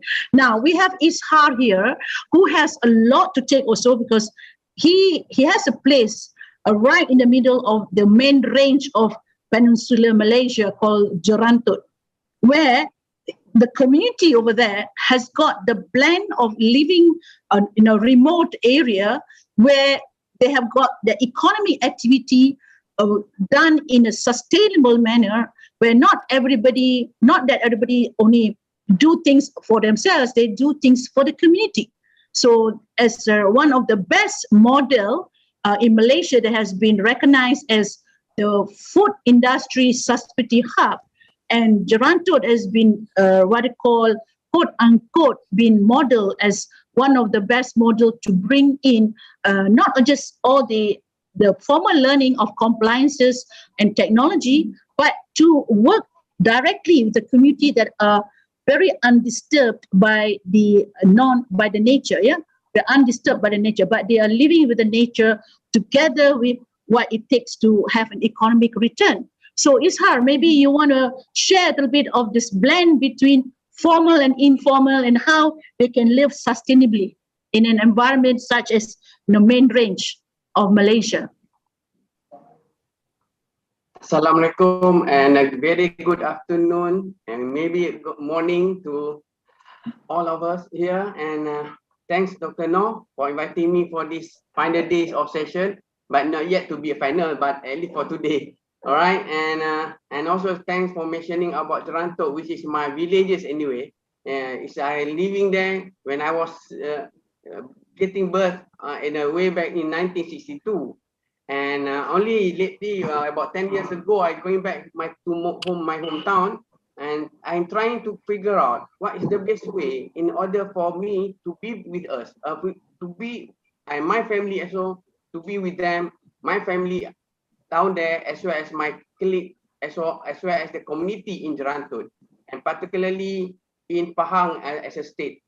So what happened is, to cut short, actually, we are trying to deliver something different from what have been done before, where we want them to be, first is ukhuwah, is collaboration among the members in the community there, in order to drive certain things, certain project, sustainable project. And that project, it could be anyway, but for this case, we're talking about agriculture, but second down or bring down further with the aquaculture or fishery sectors. So we having using that focus activity, then we can be able to. One thing for sure, we want to make sure they have certain standard, all right, and also certain KPI or certain capability to drive on those activity. So Alhamdulillah, they are able to drive according to what is my plan. My plan is to drive, make sure they have certain standard before you go for advancement, as well as before they even talk going for international level. But we do set that the way is supposed to be. What are the KPI? What are the people? Where is the places? What are the methodology? What are this product that we want to focus on? This will be much more better. We are talking about come to the 5P. Yes, we already starting out the 5P way back in 2011 and thinking about how we can utilize those 5P and 1S. S is means sustainable, right? So this is what is the we are talking about. That's why in the Gerantot, I first planning as a model or brand J Fish, Gerantot Fishery Industry Society Halal Hub. But before that, it just focused on one places by the name of Gerantot Ferry Ikan Sangka Suci Segar and Halal, where there is inside that is a KPI, safe and sustainable, as well as good product. But in the places of Gerantot, it is place for where is I'm where I live before. Okay, so this is my kampung or my villages. So to answer the question that Dr. No asking me is that this is something that the needs for us to let community knows, people know that it's sustainable is one of the things need to be learned on the in the room, but at the same time without the room or the informal kind of education through learning or through sharing from or learning from others, as well as through practical. So that's my 5 minutes sharing now. Thank you, Ishar. You know, just for those who doesn't know, Gerantot it's right in the middle of the main range called Malaysia, where the highest mountain is. So you know it is full of forests, and there's a lot of waterfalls there, and there's a lot of big river coming down in between the forests, and of course there's a lot of activities of animals. You have elephants, you have all the elements of tigers over there, but it's in the main range, forest main range. So the activity about how the community is able to sustain, not because they have formal education, but there is an element of integration of the 5P: product, process, people, planet, prosperity, so that everybody contribute each other and able to do something each and in its own field to support the community ecosystem. That ecosystem, I think, is what makes a lot of other communities become more relevant in being there. Ecosystem that is stable, ecosystem that has got sustainability to drive economic activities. Now, I think, Dr. Winardi, are you there?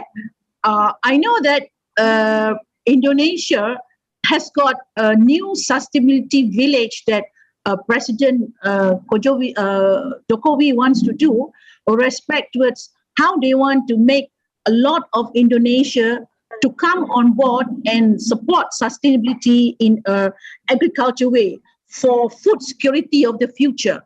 So what do you think about the plan, and how does Indonesia take board on this food security issue?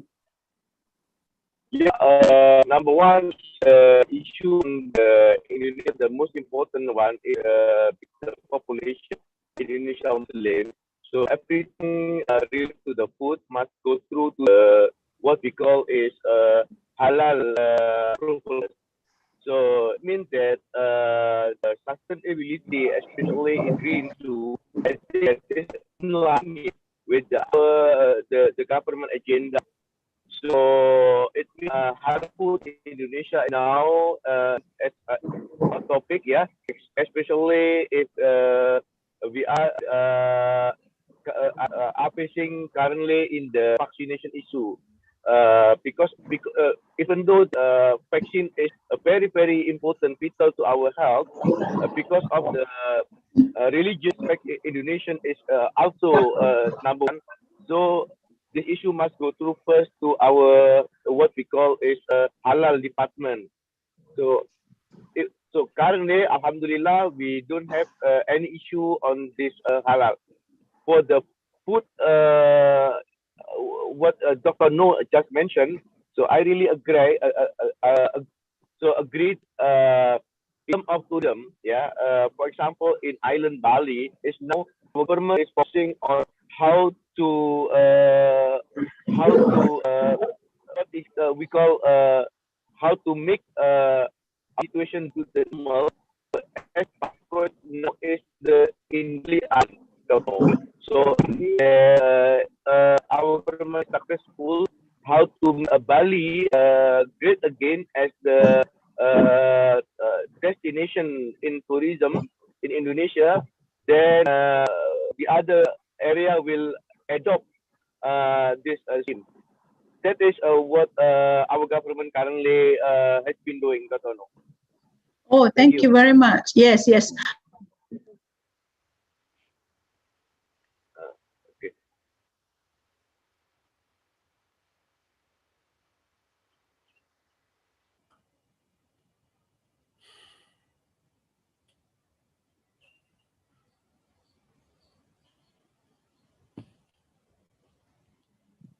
Unmute, doctor. Unmute. Okay. So, yeah, thank you, Pak Win, Dr. Winadi, for that a strong indication that how to make Bali great again as a tourist destination. And you mentioned the word halal. I guess this is where Datin Jaya can come in to explain regarding the initiative of how Malaysia, Indonesia wants to promote a lot of the food industry into the halal era, yeah, because compliances about halal is just not about food safety, but to indicate there's a quality in terms of the food, and the jurisdiction or the regulation of making a lot of the food production goes into halal is one of the most highly demanded. And yesterday or 2 days ago, we talked about halal logistics, and we talked about how to create the halal warehousing and to create the hub for our food production to go into places which probably a lot of people do not know about how to handle the freight forwarding. So these are the things that I believe can help develop a lot of the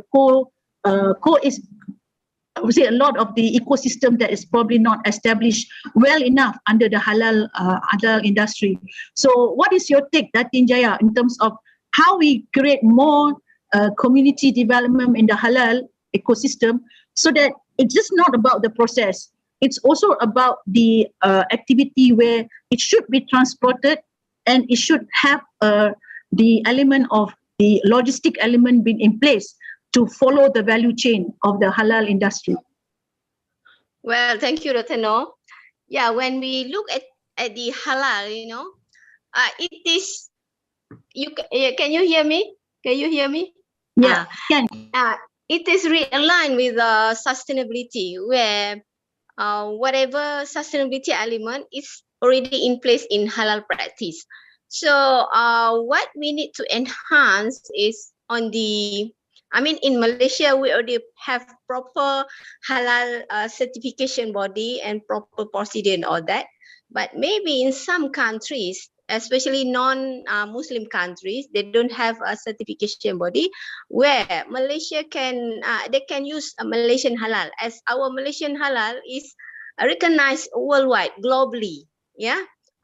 So, and other than that, we also have we can always give halal awareness program to the people, because halal, when we talk about halal, not only for Islam, not regardless of religion, it is really focus. If we really map it between halal and the sustainability 5P as well as SDG, it is mesh, it's direct impact. Yeah.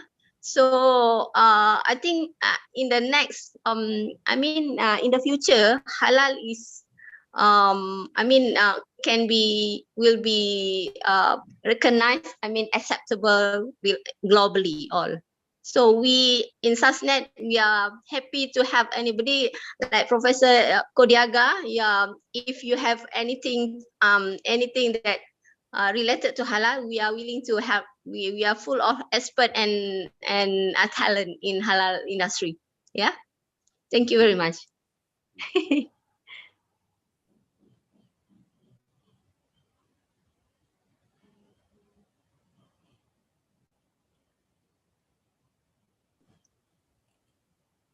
Doctor, you are unmute. Please unmute. Yeah. Okay. Yeah.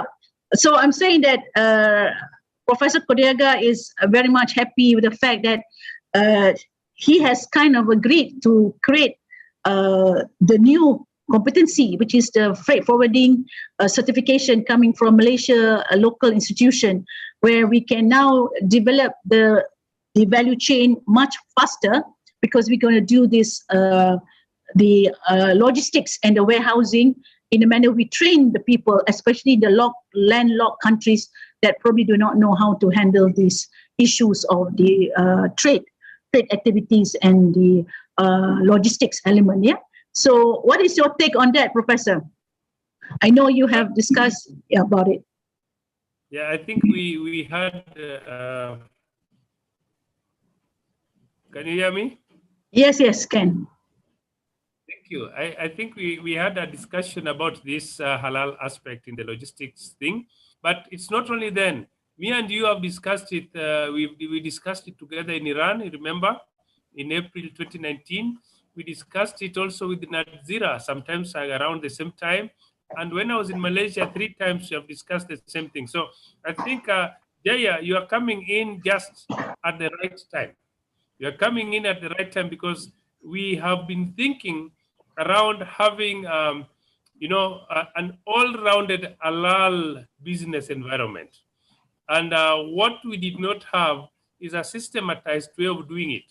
Because halal in Kenya and the region largely, you'll find it in a few restaurants, a few eateries, a few eating places and supermarkets. You'll find some of the products they want to say it is halal. But if we have a logistical arrangement where products are ensured are halal from the country of origin, where I believe you will come in strongly, and then we have a warehouse in Kenya to serve the entire East and Central Africa region, because we have a wide area. We have Burundi, we have Rwanda, we have Uganda and parts of DRC, Congo and the rest. That comes to around just below 500 million people. So we get the goods coming into one central storage, which is halal, and then distributed into the network. We are going to get the halal system up and running, and very quickly, without much ado, because it is just a kind of a chain from Malaysia to Kenya and then distributed to the entire network. So I think at the tail end of this discussion, we are looking forward to an MOU, which now can incorporate your aspect and that of the freight logistic aspect. Thank you, Professor. Last but not least, a very interesting subject. We talk about tourism. We don't want to miss the fact that we are going digital. Digital tourism is one of the aspects of things that not only we're talking about digital healthcare and wellness, digital tourism. This is, a lot of digital learning. We're going online. We're going a lot of aspect of, we have to go and get familiar with the way people are going to see things. Like those days, we see TV as part of the way to learn about how movies are being done. Now we have to make our own movie in terms of how tourism has transformed themselves to be movie makers. So Iswaran, this is where I think this is your take in terms of how you've been training a lot of people in the tourism sector on how they do the storytelling in terms of what makes the storyline more interesting. And I'm sure Professor has got a lot of interesting wildlife stories, of course, in the exchanging their tourism, digital tourism aspect of things between Malaysia and Kenya, where we now get new viewers talking about two different cultures and two different environments. Okay. This digital online virtual tourism, it has changed the entire world's perspective, whereby in the olden days, we used to see advertisement by brochure. We used to see the virtual advertisements, but now we have virtual online tour, whereby people from their country, from their place, they are paying to see by online tour and the product. But this is one very good example for sustainability, whereby all the while, many people in Malaysia, they thought they are in the rural area, they have a very unique culture, very unique product, but they have to rely on someone, especially like travel agent or tour operators, for them to bring their tourists to show their product. But what happened now, the real sustainability practice was implemented in Malaysia, where we started to bring our tourism product uniqueness, the authenticity to the world tourists, and we've just put it right in front of them, in their house, in their room, in front of the screen. But originally people thought this is impossible, but with the proper module, with the proper guideline and coaching, even now most of our village people, they have a very ancient story, heritage culture. They can sell through the virtual tourism, whereby we will guide them how to display their product, we will guide them how to narrate the story, we will guide them how to impress through the storytelling. And storytelling is not about what you like to say. Storytelling is about what your audience will excited to know.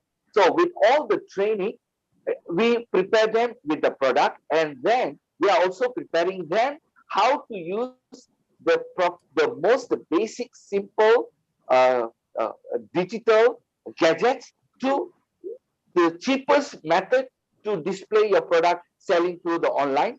We also guide them, coach them with the most simplest way how to display their product on the online platform, and we guide them how simple is that to do online payment gateways. So from zero, we have in Malaysia made almost 700 individuals with their product. Now they are displaying their product towards the world. So we are really looking forward, like Kenya, please, you have wonderful, unique stories about your culture, about your nature, about your adventure, about your agro, and about your geography. There are many unique, still hidden in Kenya, we have not seen.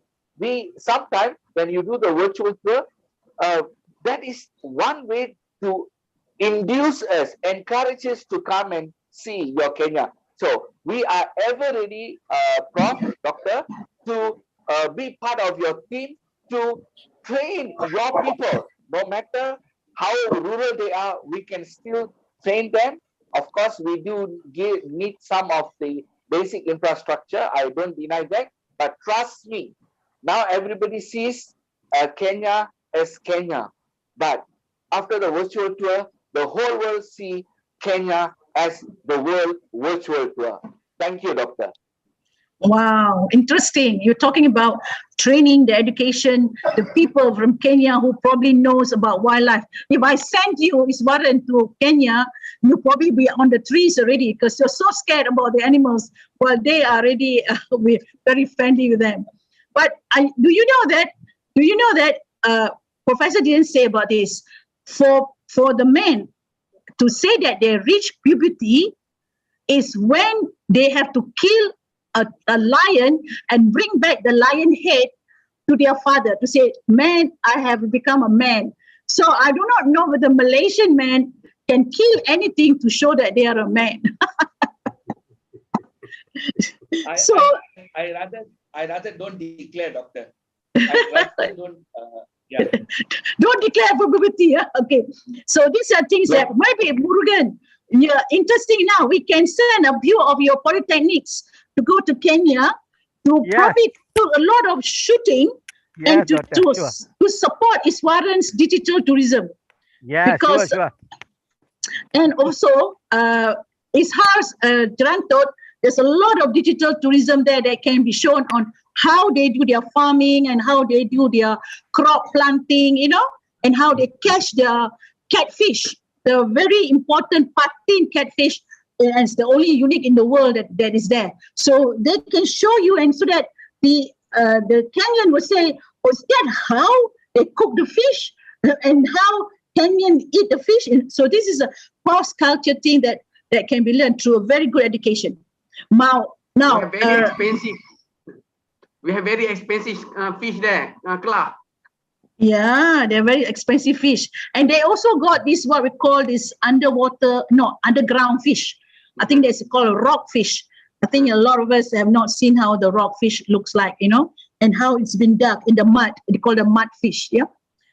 I think the interesting part is that when you have a new technique to produce a product like digital tourism, it needs a little bit of a creative art and a lot of communication skills. And a lot of it is related towards creative technology and thinking, yeah?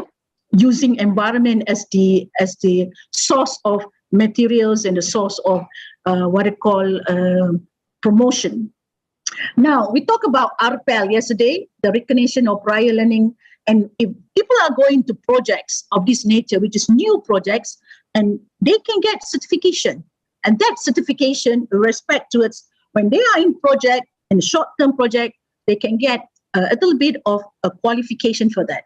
There's a lot of people we recognize as good projects, and because of their talent in creating good projects, good movies, good background, a very complete, comprehensive product coming out from the digital world. This is something that we need to recognize. And I believe we can do a lot of the certification coming from project-based learning. So what do you think about that, Iswaran, on RPEL and Professor on RPEL, recognition of prior learning? That means project-based qualification.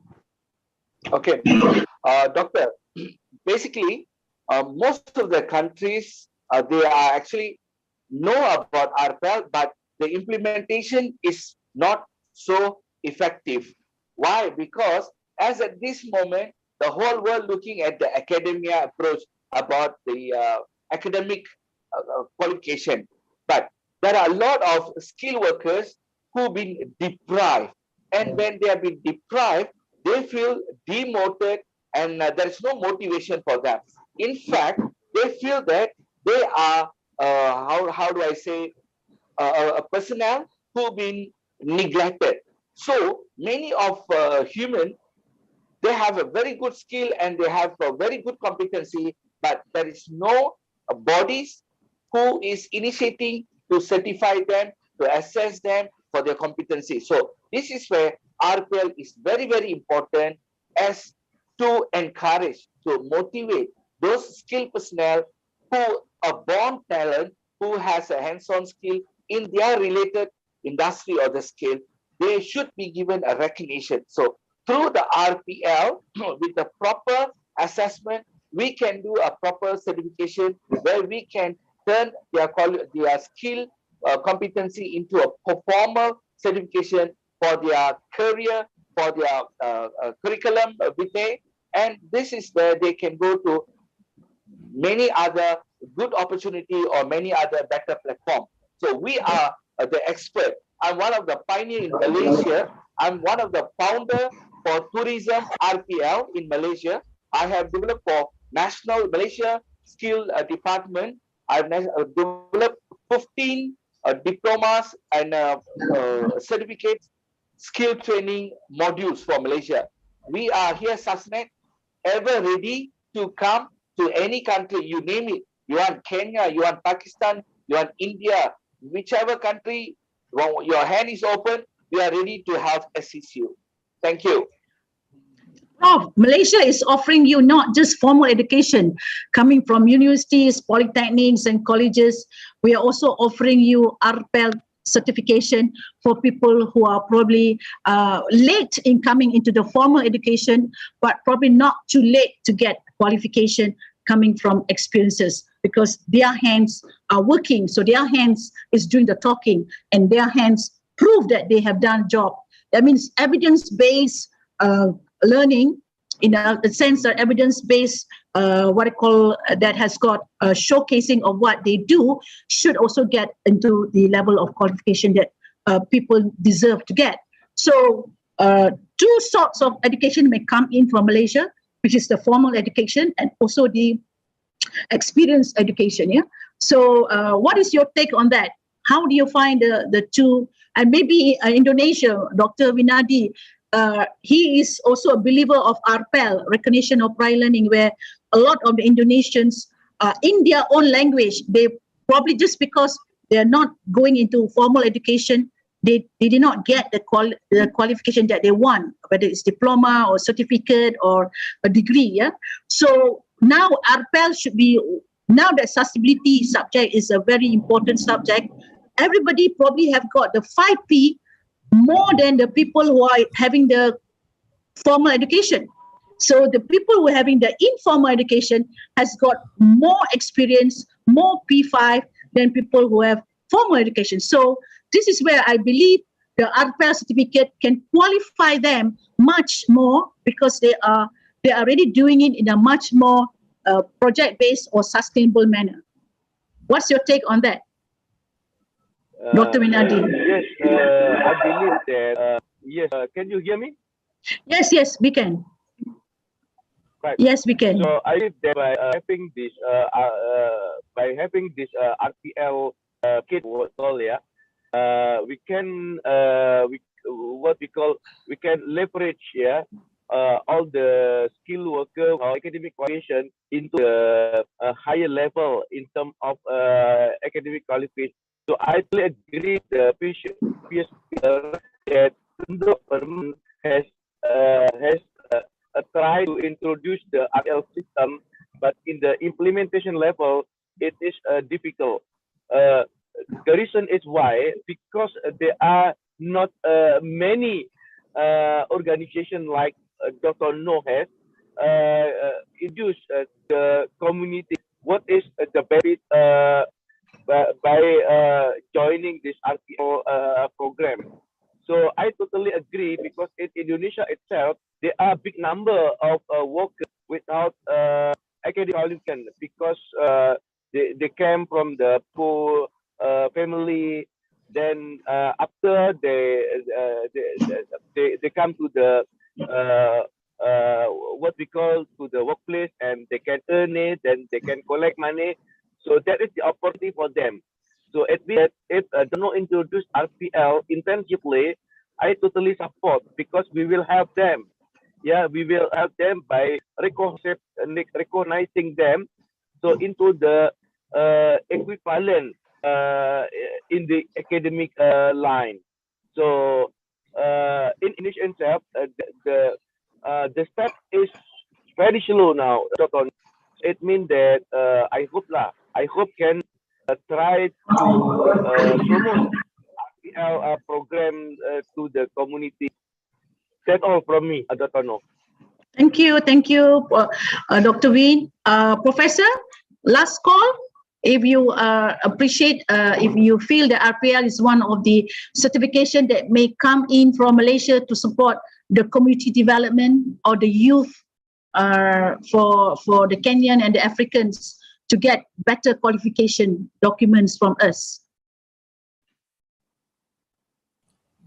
Yes, it's something worth considering, but I must state at this time in place that Kenya is a little unique in that respect, because there is a body that is tasked with the responsibility of ensuring that any certification or any document one possesses has been acquired professionally and from a credible institution and an internationally recognized institution. So that kind of certification we are talking about here, its use and its efficacy will only come in if it meets the minimum requirements, and which are very stringent, set up by the Kenyan government. So currently, not all certificates, not all degrees, not all diplomas, which have been acquired in foreign universities or foreign institutions are acceptable in Kenya. So that certification must be from a body that is internationally recognized, and those systems of the teaching and the learning environment and the evaluation is above reproach. Otherwise, for now, I cannot say much about it, but I do know once it meets those very stringent requirements set by the Kenyan authorities, then it will work. Professor, Malaysia is the same. Yeah, sorry. Yeah. I want to share with Doctor. Prof, actually our certification, this is international certification, and this certification is from UK qualification body. Yeah, this certification from UK qualification body, and this is from OTHM. All the certification is from OTHM, and also from our international green global sustainability management. Just for information, yeah. Yep. Yeah, I mean, basically, yeah, Malaysia is also the same. Our authorities are also are very strong in regulating all this kind of qualification. Not anyone can come in and give a certificate. We have our own standards and qualifying assurance in terms of what kind of certificate can be accepted by our formal education and also by the approved centers. Yeah. So I think we have really discussed a lot. I have taken all of you in a really rounded way from the green products to the halal products, from the waste management to the environmental, to health and safety, to health and wellness, to education, formal education, to the what I call informal, which is RPEL. We're talking about agro and community development. We talk about a lot of it with respect towards the fact that sustainability is a big area, and it has got a lot of integration. It has got a lot of input coming from everyone, and it's just not one topic by itself. It has a lot of depth and it's got a lot of breadth. So everyone needs to work with each other, because it is not just one element that we focus on. It has got an elements of different recipes, an element of different ingredients that come along together. I want to share something which I have prepared regarding the potential MOU that we probably going to have with any country that is going to work with SUSNET, be it in the local county or in the international country. I want to share something which I have prepared. What does it take for us in SUSNET to support anybody who wants to take up our sustainability agenda? Yeah.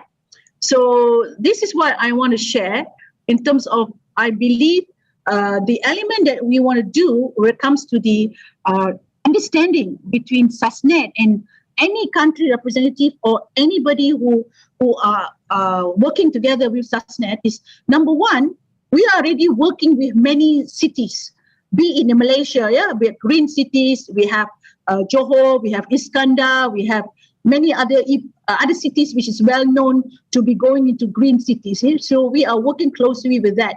And we are very honored with the fact that Malacca came in during the launching to declare regarding their collaboration with us. And then we have a very strong academic foundation coming along with us, which is the polytechnics. They have come in very strongly, and JPPKK, Jabatan Pendidikan Politeknik dan College Community, they have their own blueprint for sustainability, and this is very applaudable. The Smart Green Policy is something that they are very proud of, and that's the reason why last year they had their own this called Polytechnic Sustainability Award, yeah, Malaysian Polytechnic Sustainability Award, that they embarked themselves as being the first to do that for their Green Campus project and also for their community development project. But the fact that it has come from the top management, that is very, very commendable. It's not easy for top management who are not aware of sustainability can implement such program like this. But because it has its hierarchy and it has been put into the very top echelon, I believe Polytechnic has gone very far towards bringing the sustainability knowledge and education throughout Malaysia in a very formal education way. I think that is something that we need to be very proud of. Number two, when we talk about the objectives of where we want to come and support a country representative, we have various parts and have divided into 8, they call 1, 2, 3, 4, 5, 6, 7, 8, about 9, 9 parts that I put up myself with. So this element, let's say part 1, we know that when we talk about sustainability, we need to have some element of training, some element of showcasing, some element of giving recognition, and some element of where we need to showcase what evidence they have to indicate they are sustainable. Part 2, which is the second part, we need to also develop what we call this halal sustainable hub or the halal green hub for products, green products, halal products, and to support with the logistic hub. Without that, we cannot do the import-export. So this is part 2, which we believe must be embedded into our sustainable network. Now, part C, which is training for upskilling and recognition of prior learning, so RPEL. So we believe that, yes, we have a lot of room for us to upskill and a lot of room for us to recognize experience. So we should be able to handle that quite easily. And part E, which is digital tourism activities, and the 2 countries or 3 countries, Indonesia, Kenya, Africa, ASEAN countries have got abundance of this. It's a very strong economic driving factor with any countries that wants to go into digital tourism. I think there is a strength of where we need to really come on board. We also have got part E, which is innovation platform and STEM development. A lot of people look at it as in a new way on how we want to be innovative. We're using technology, we're using engineering and maths, we're using robotics, we're using AI, programming. All that is very, very important also. So we cannot stay away from the fact that technology has played a very tremendous role in sustainability. But there is agriculture, farming, landscape, and fisheries. We know we have to go back to basic. We have to have our food security. We have to have an element of how we improve our agriculture-based activities, be it with the fact that it's going back to the natural environment. We have to understand the habitat. We have to ensure we have enough players in the market that can understand these activities, which is right at the present moment quite limited, because a lot of people are trying to go into the white-collar jobs and people don't want to go into the green jobs. All these green jobs are very important. So what do we do to ensure that people go back to where we need to, make it as a much more, interesting and lucrative industry. Part G is talking about recycling, waste management, and circular economy. We must know how to manage waste, or we must know how to repurpose our asset. So this has got a very strong learning, because a lot of the time we tend to outsource or give away all the things which probably we can do it better. So there's an element of we don't want someone else to destroy the world or the planet just because we did not do it better. So we have to ensure our supply chain or our procurement system are at par with our sustainable practices. Last but not least, of course, health and wellness, the community program, which is very important, because without health, we cannot have wealth. So health and wellness has got to be a combination that brings all the activity of our economic enforcement or our economic activity that is supposed to drive change and making the world as a better place. So all in all, if we were to look at what I talk about part 1, what we're going to do is, of course, we want to give them training on sustainability. And this is where we can do a lot of the certification program coming from GPM Global, universities or polytechnics. So this is something that we can share with the other parts of the world that we are involved in as a SUSNET representative, be it in other countries. And we talk about, we want to also reward and award countries like Africa, countries like in the ASEAN. We will share our sustainability awards program with all these countries, because we have done it and we want to replicate it. So if we want to replicate this, we want to make sure that whatever that we do is because we have a holistic and truly collaborative manner. We want to make sure that everybody follow the standards, and we can take part in ensuring that the implementation of it is according to the processes that is in place. So the backbone will be Malaysia. So Malaysia will support all the other countries in ASEAN, be it Indonesia, Singapore, Brunei, Thailand, or Cambodia, and all that, or Philippines. But we do not forget all the other countries, which is Middle East and Africa, where a lot of improvement has been done, but probably they were not being given recognition enough to say that they are a player for sustainability. So a lot of it will embark on that. And of course, there is an element of what we can do to ensure the standards to place. This is where education sector comes in together hand in hand with us, because we have seen Polytechnic has created a blueprint, and that blueprint has given them the standards on how they implement their standard operating procedure. And this is where SUSNET, we work closely with other NGOs, colleges, and polytechnics. We also help to promote whatever that has been recognized to be part of the showcase, so that everybody can see the practices and also can collaborate where it's necessary. We also would like to assist companies or anyone who's looking for funds and they're looking for documentation that requires sustainability practice, so we can help them to apply the standards or to do the reporting, so that they can get whatever they want with respect to the funds and from the financial institution. Yeah. And then we have also what we say as sharing of experiences. We can help organize the international webinar to ensure that they get to where they are, and we can assist that in a manner that it's helping others to also get involved in our international showcase. So this is part and parcel of our international collaboration. Also, when it comes to the part two, what is it that when it comes to logistic hub for sustainable, halal and green products? I think this is where we have heard about all the green products that has been promoted through the exhibitors and to the exhibitions, whether it is coming from Aerostech, Quantum Petroleum, or Eurocircuit.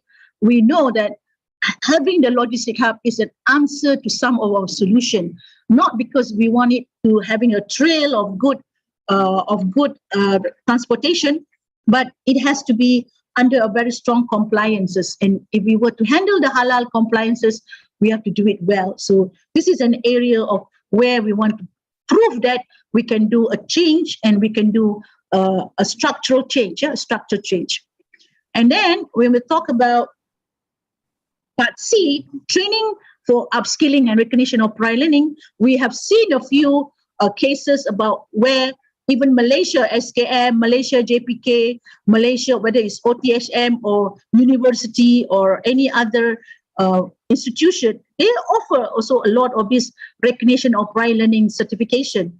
And we want to promote them in a manner that whichever is suitable for which country, because it is an element of how we believe knowledge is not a commodity. Knowledge is a sharing commodity. So the more we share, the better will be our community at large, with whoever that we are in contact with, so that we have a better understanding of the role that we play in various parts of the world.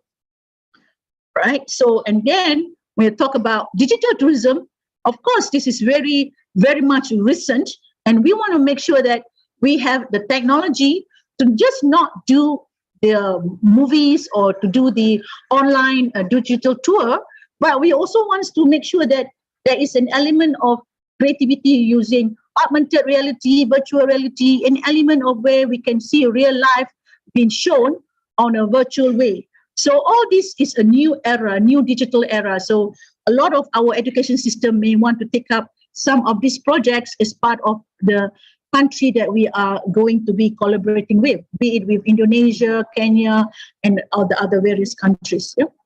And part E, which is innovation platform and STEM development, we have talked a lot about yesterday with respect towards how we want to bring innovation discussion into a platform where the teachers and the lecturers and the mentors and the coaches can come together and structure it in a platform that where discussion is alive and where innovative products and services can be created out of the collaboration of all efforts, So this is something that we will also embark on under our sustainability banner. And we have what it takes to also bring up the basic life of how we want to create food security, yeah, in terms of whether it's coming from the farm, coming from the agriculture, coming from the landscape, coming from the fisheries, life on land and life underwater. Something that we can learn from Gerantot, the what they call J fish. Sorry, it's not F fish, it's J fish model, and Tuah Tani omega-3. There's a lot of things that can be learned from here, yeah, from here. So we don't want to reinvent the wheel. We want to go back to people who are already having the success formula, having the success model. So we need to just replicate or franchise based on whatever it takes for us to share the learning.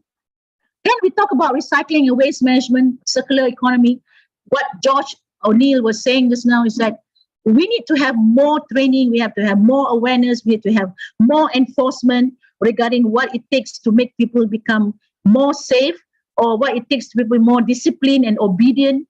And do we need an enforcement, or is it more the attitude of how we look at things? So these are the things that we want to make our what I call our profile to be good profiling. Yeah.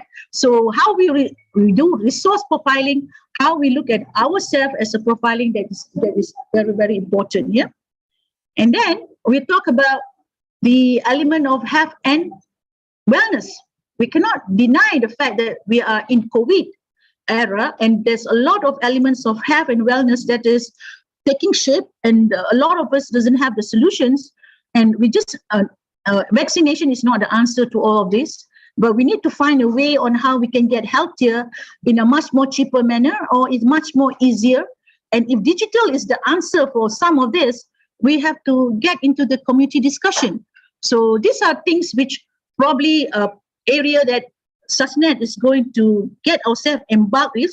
And just to share all these things for the sake that what I have rounded up based on our 9 days of discussion, and how I believe that each and every one of us has really come into forward and sharing a lot of things. And I have to say that it has been a very strong learning platform, I would say, to everyone.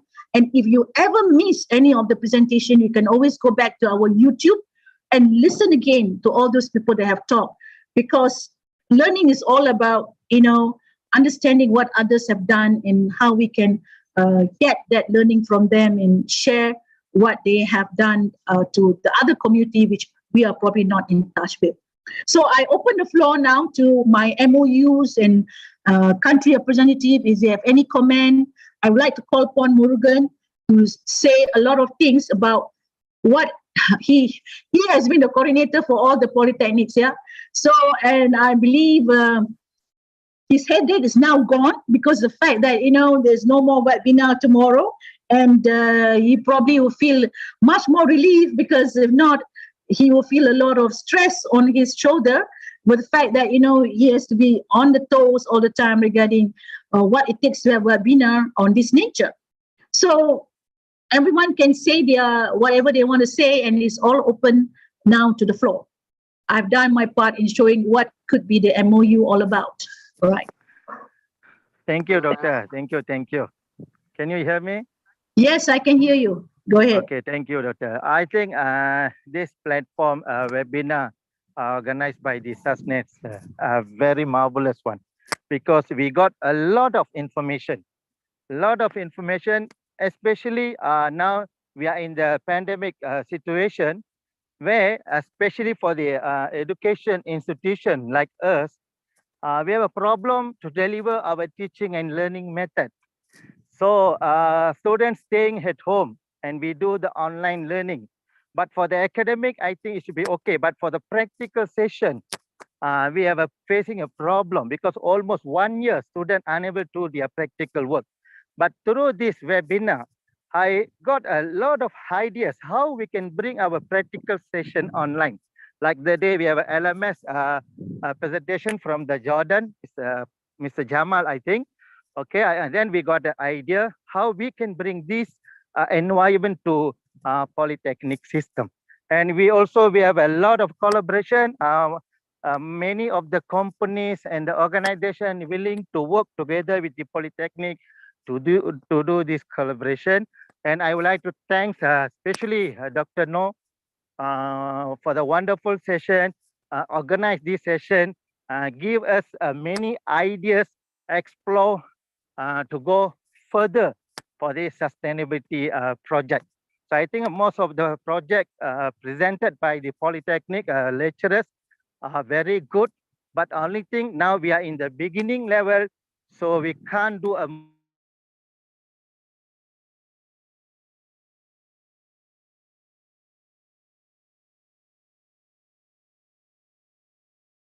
Okay, Dr. Noor, can you unmute, please?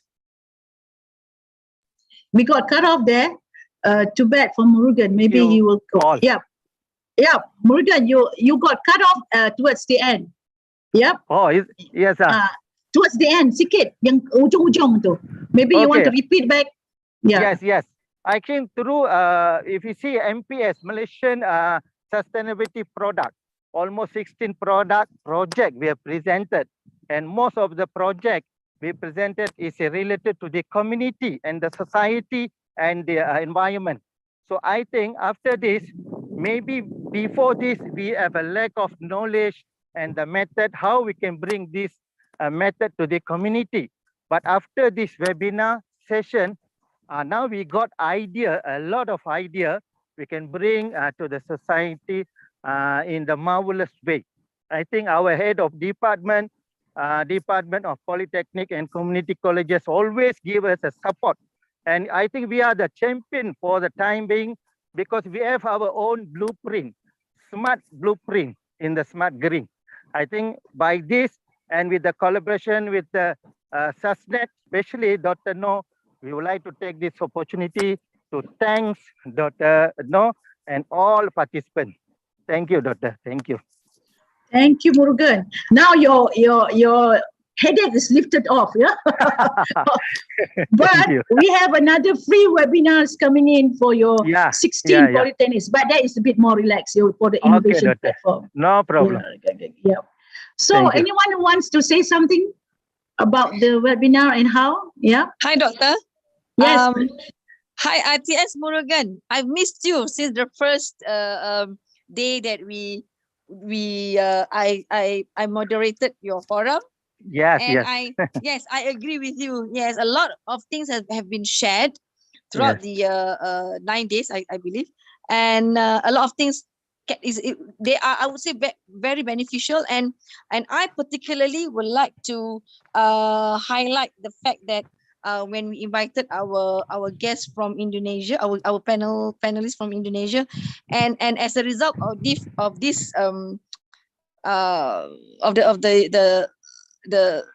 I mean she was a panelist, right, Doctor?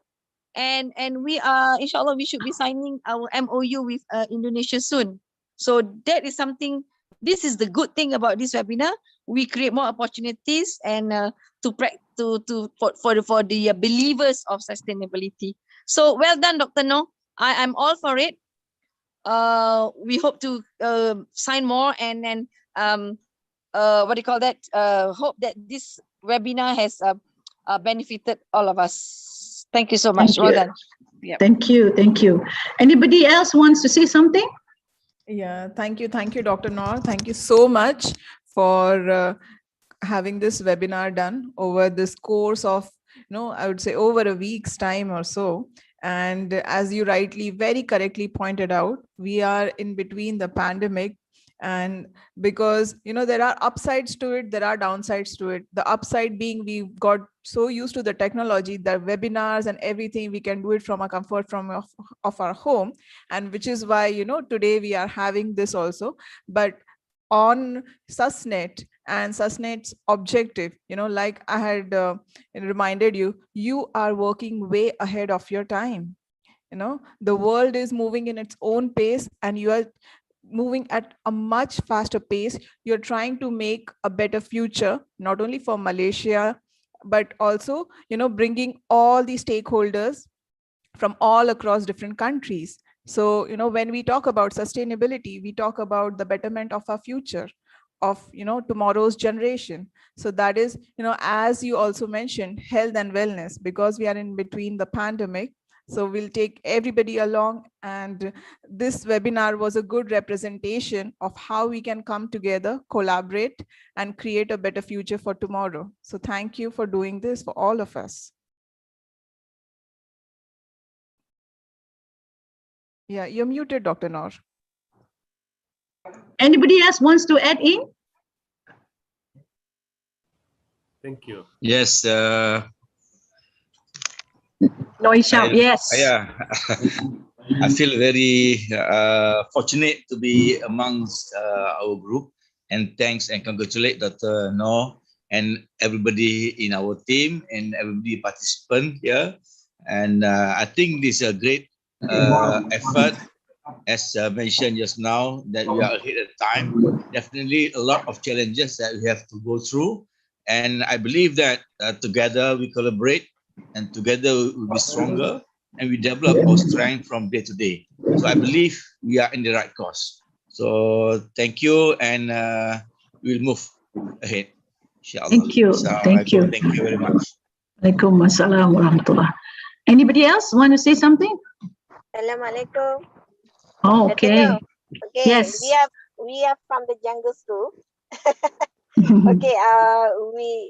We would like to say thank you very much for the kind invitation, and we hope to collaborate with all of you, in particularly in helping the community, especially the indigenous people, as well as the orang asli in Malaysia.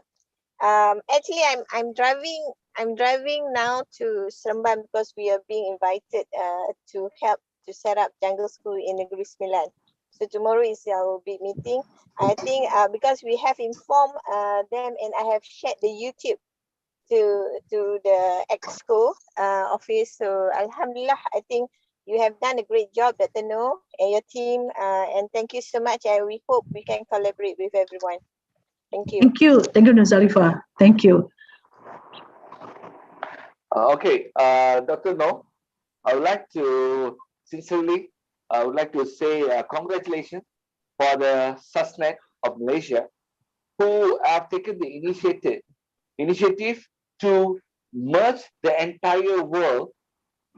And this is, now we're having the COVID moment, but you have managed to gather the whole world together and to look for a better future.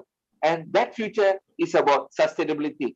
Thank you and congratulations to you. Thank you very much. Thank you. Thank you. Okay. I'll say something. Sure, Andrew. Go ahead. Thank you again. Thank you again. Again, sustainability is a practice lifestyle, yeah? So this lifestyle, you can't hide behind, well, we have a target that is the SDG 2030. That's just 9 years away, yeah? It's a very short time. If you multiply by months, it's 108 months. Very short time. So if you want to really make it real, the key impact must be onto yourself. You are the change. I always believe that. You don't need any fancy strategy. Be the change you want to see. And because I am into health and wellness, I cannot deny that you must start to look after yourself first. There's no bluffing. You can talk about the planet, you can talk about schools, you can talk about environment, but really it's you. You can talk about all that, yeah. Without your health, you are a statistics.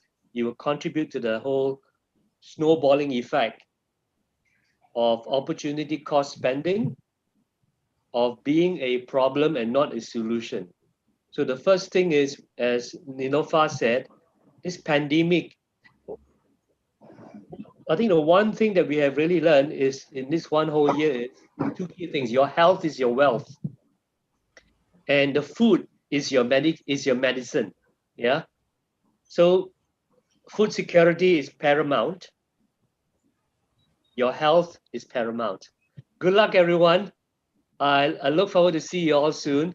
and especially Professor Kodiaga. I look forward to cycle to Kenya and chase after elephants.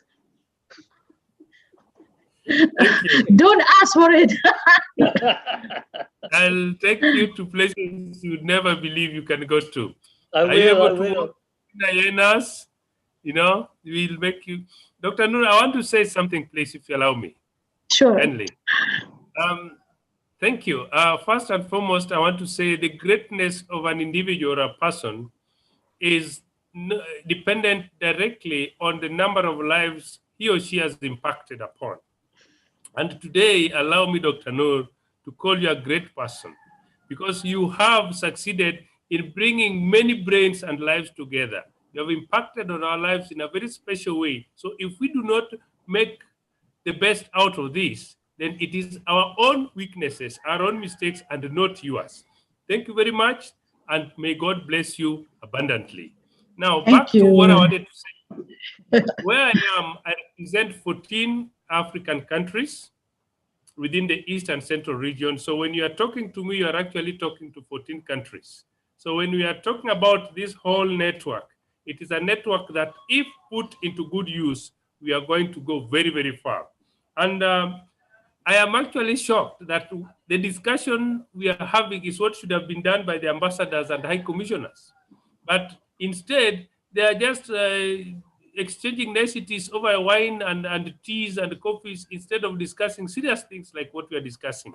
In fact, our countries, our respective governments should pay us for taking the pain to ensure that we do what they have failed to do. They are politicking while we are joining the world and ensuring that actually the world becomes a better place for everybody. This is what should have been done by ambassadors, high commissioners, and other dignitaries. Thank you, Dr. Noor, for doing it. Now, going forward, I would say that the MOU draft that you have shown is just a piece of paper. But what matters is what we internalize within our own systems. An agreement is just a piece of paper. But really, it is what we believe, it is what we aspire to, it is what we want, which will make that agreement effective. And to that extent, I pray and urge each and every one of us to now start working on serious collaborations and to start working on serious coordinations and synergies to ensure that SUSNET, Malaysia, SUSNET Africa, and SUSNET in other countries come together and we grow the whole thing, because from the look of things, the SUSNET umbrella is sufficient enough for us regardless of what line or what businesses we are involved in, so that we'll have processes, we shall have people, and of course, profit. Thank you very much, and may God bless you all. Thank you. Thank you. Anyone? I'm speechless now, you know. For once, I'm speechless. Anybody else want to say something? Yeah. So just briefly for me, because I do have to jump off and go to another call. I've made it to Kuala Terengganu, and so all is safe and well. But still beside the ocean, which is a great place to be and a great place to be cleaning up. So thank you so much to SUSNET and to all of the organizers and everybody who put this forum together, just for bringing people together who are like-minded. It adds inspiration, it adds motivation, and to be able to share and to more so to listen to each other's stories and challenges and passions and dreams, I think is a great opportunity. So thank you to everybody who's been part of bringing this together. And Dr. North, thank you so much for the opportunity to be able to attend and participate. So thank you all. I appreciate all your good comments. I appreciate all your good support, your good remarks, your good feedbacks. You know, I'm very honored with the fact that this is the first time, and it's not easy when people say you don't have the track record to do it. And when Margaret says that, how come you can able to do such a 9 days conference with a lot of people coming in, and for the fact that it's international? And I said, we have to start somewhere. We have to start somewhere, because we are not just talking. We want to see things done, and we want to showcase that there are people who are doing it. And that is the passion that I have, to say that whatever little things that people are doing, they are the biggest one they are the most greatest one that gives the highest impact. Because even with the little things, they really give an impact. So if everybody join hands, definitely is going to be a major impact. But if everybody is doing it in silos and nobody knows what's doing, we will not see the collective picture. So my intention for this international showcase is to bring all of us together, say like-minded people who's moving together already. So we are already in one boat. So we're going to sail along, whether it's to Africa or Indonesia or New Zealand or Australia. It doesn't matter, because the route, whether we go it digitally or physically, doesn't matter. We are already coming into a platform where sustainability is our agenda. And so it's already the platform that moves us along. Other people will come on board. Other people will join hands, because we are not alone now. We are all together. So that's why it makes, and everybody's topics are on sustainability. So we cannot say we'll drop someone else and pick someone else. We all have to bring together and hold hands together and share the good values. The Susnet Love Boat. Susnet's Love, Susnet's Coffee, all the brand that we can think of, right? But I must thank everyone. Really, I must thank everyone. This is sincerely from my heart. I would not able to do this without all of you. This is impossible. And I must thank JPPKK personally, Puan Rohania, for organizing this, and TS Murugan for really spiritually helping every polytechnics to come on board, together with the TS Zainab and TS ID to support this, with all their good top management who believe that they are bringing polytechnics to a new era.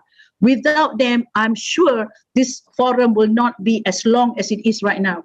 9 days is because we have everyone on board, and everyone doesn't deny the fact that they want to take part. In half an hour, they said it's a bit too little a time. So I know that 30 minutes is short, but we believe there will always be another session that we will take it longer. Yeah. So with that, I thank once again everybody for all the good support. I'm going to miss all of you in all these good forums, and I hope we're going to have another forum where we can have a good sharing session again. So with that, thank you very much, and have a nice day. Thank you. Thank you. Thank you, Doctor. Thank you. Thank you, Doctor. Thank you. Thank you Well very much, done. Doctor. Thank you. Bye. Yeah. Take care, Doctor. Doctor, Take can we care. have a group photo? Yeah, Yes. yeah. Can we have Everyone, please on your Open. video. Yes, Oh, open your video. buka. Share, Yes, open yes. your good faces. Yeah. All right. Yeah. Yes, Ho, ho, good. ha, ha, ha. Ho, Ho, ho, ho, ha, ho, ha, ha, ha. All right. Thank you. Thank you very much. Okay then. Bye. Go. Bye, bye. I'll be the last one to leave, so I want every one of you to say bye-bye in a nice way. Okay, bye-bye. Okay, bye-bye. Think, Thank you, doctor, it's not easy to say goodbye. Saying goodbye is the hardest thing. Bye, Oh, Doctor. yeah. You remind me of Bye-bye, my last Doctor. boyfriend. Okay, bye. Thank you. Thank Bye-bye, you. Professor Kodiaga. Bye. Oh, bye. Morgan, thank you very much. Thank you, Nilofa. Thank you, Doctor. Datin. Yes, Thank yes, yes. you. Take some much needed rest, Dr. Noor. We'll connect over.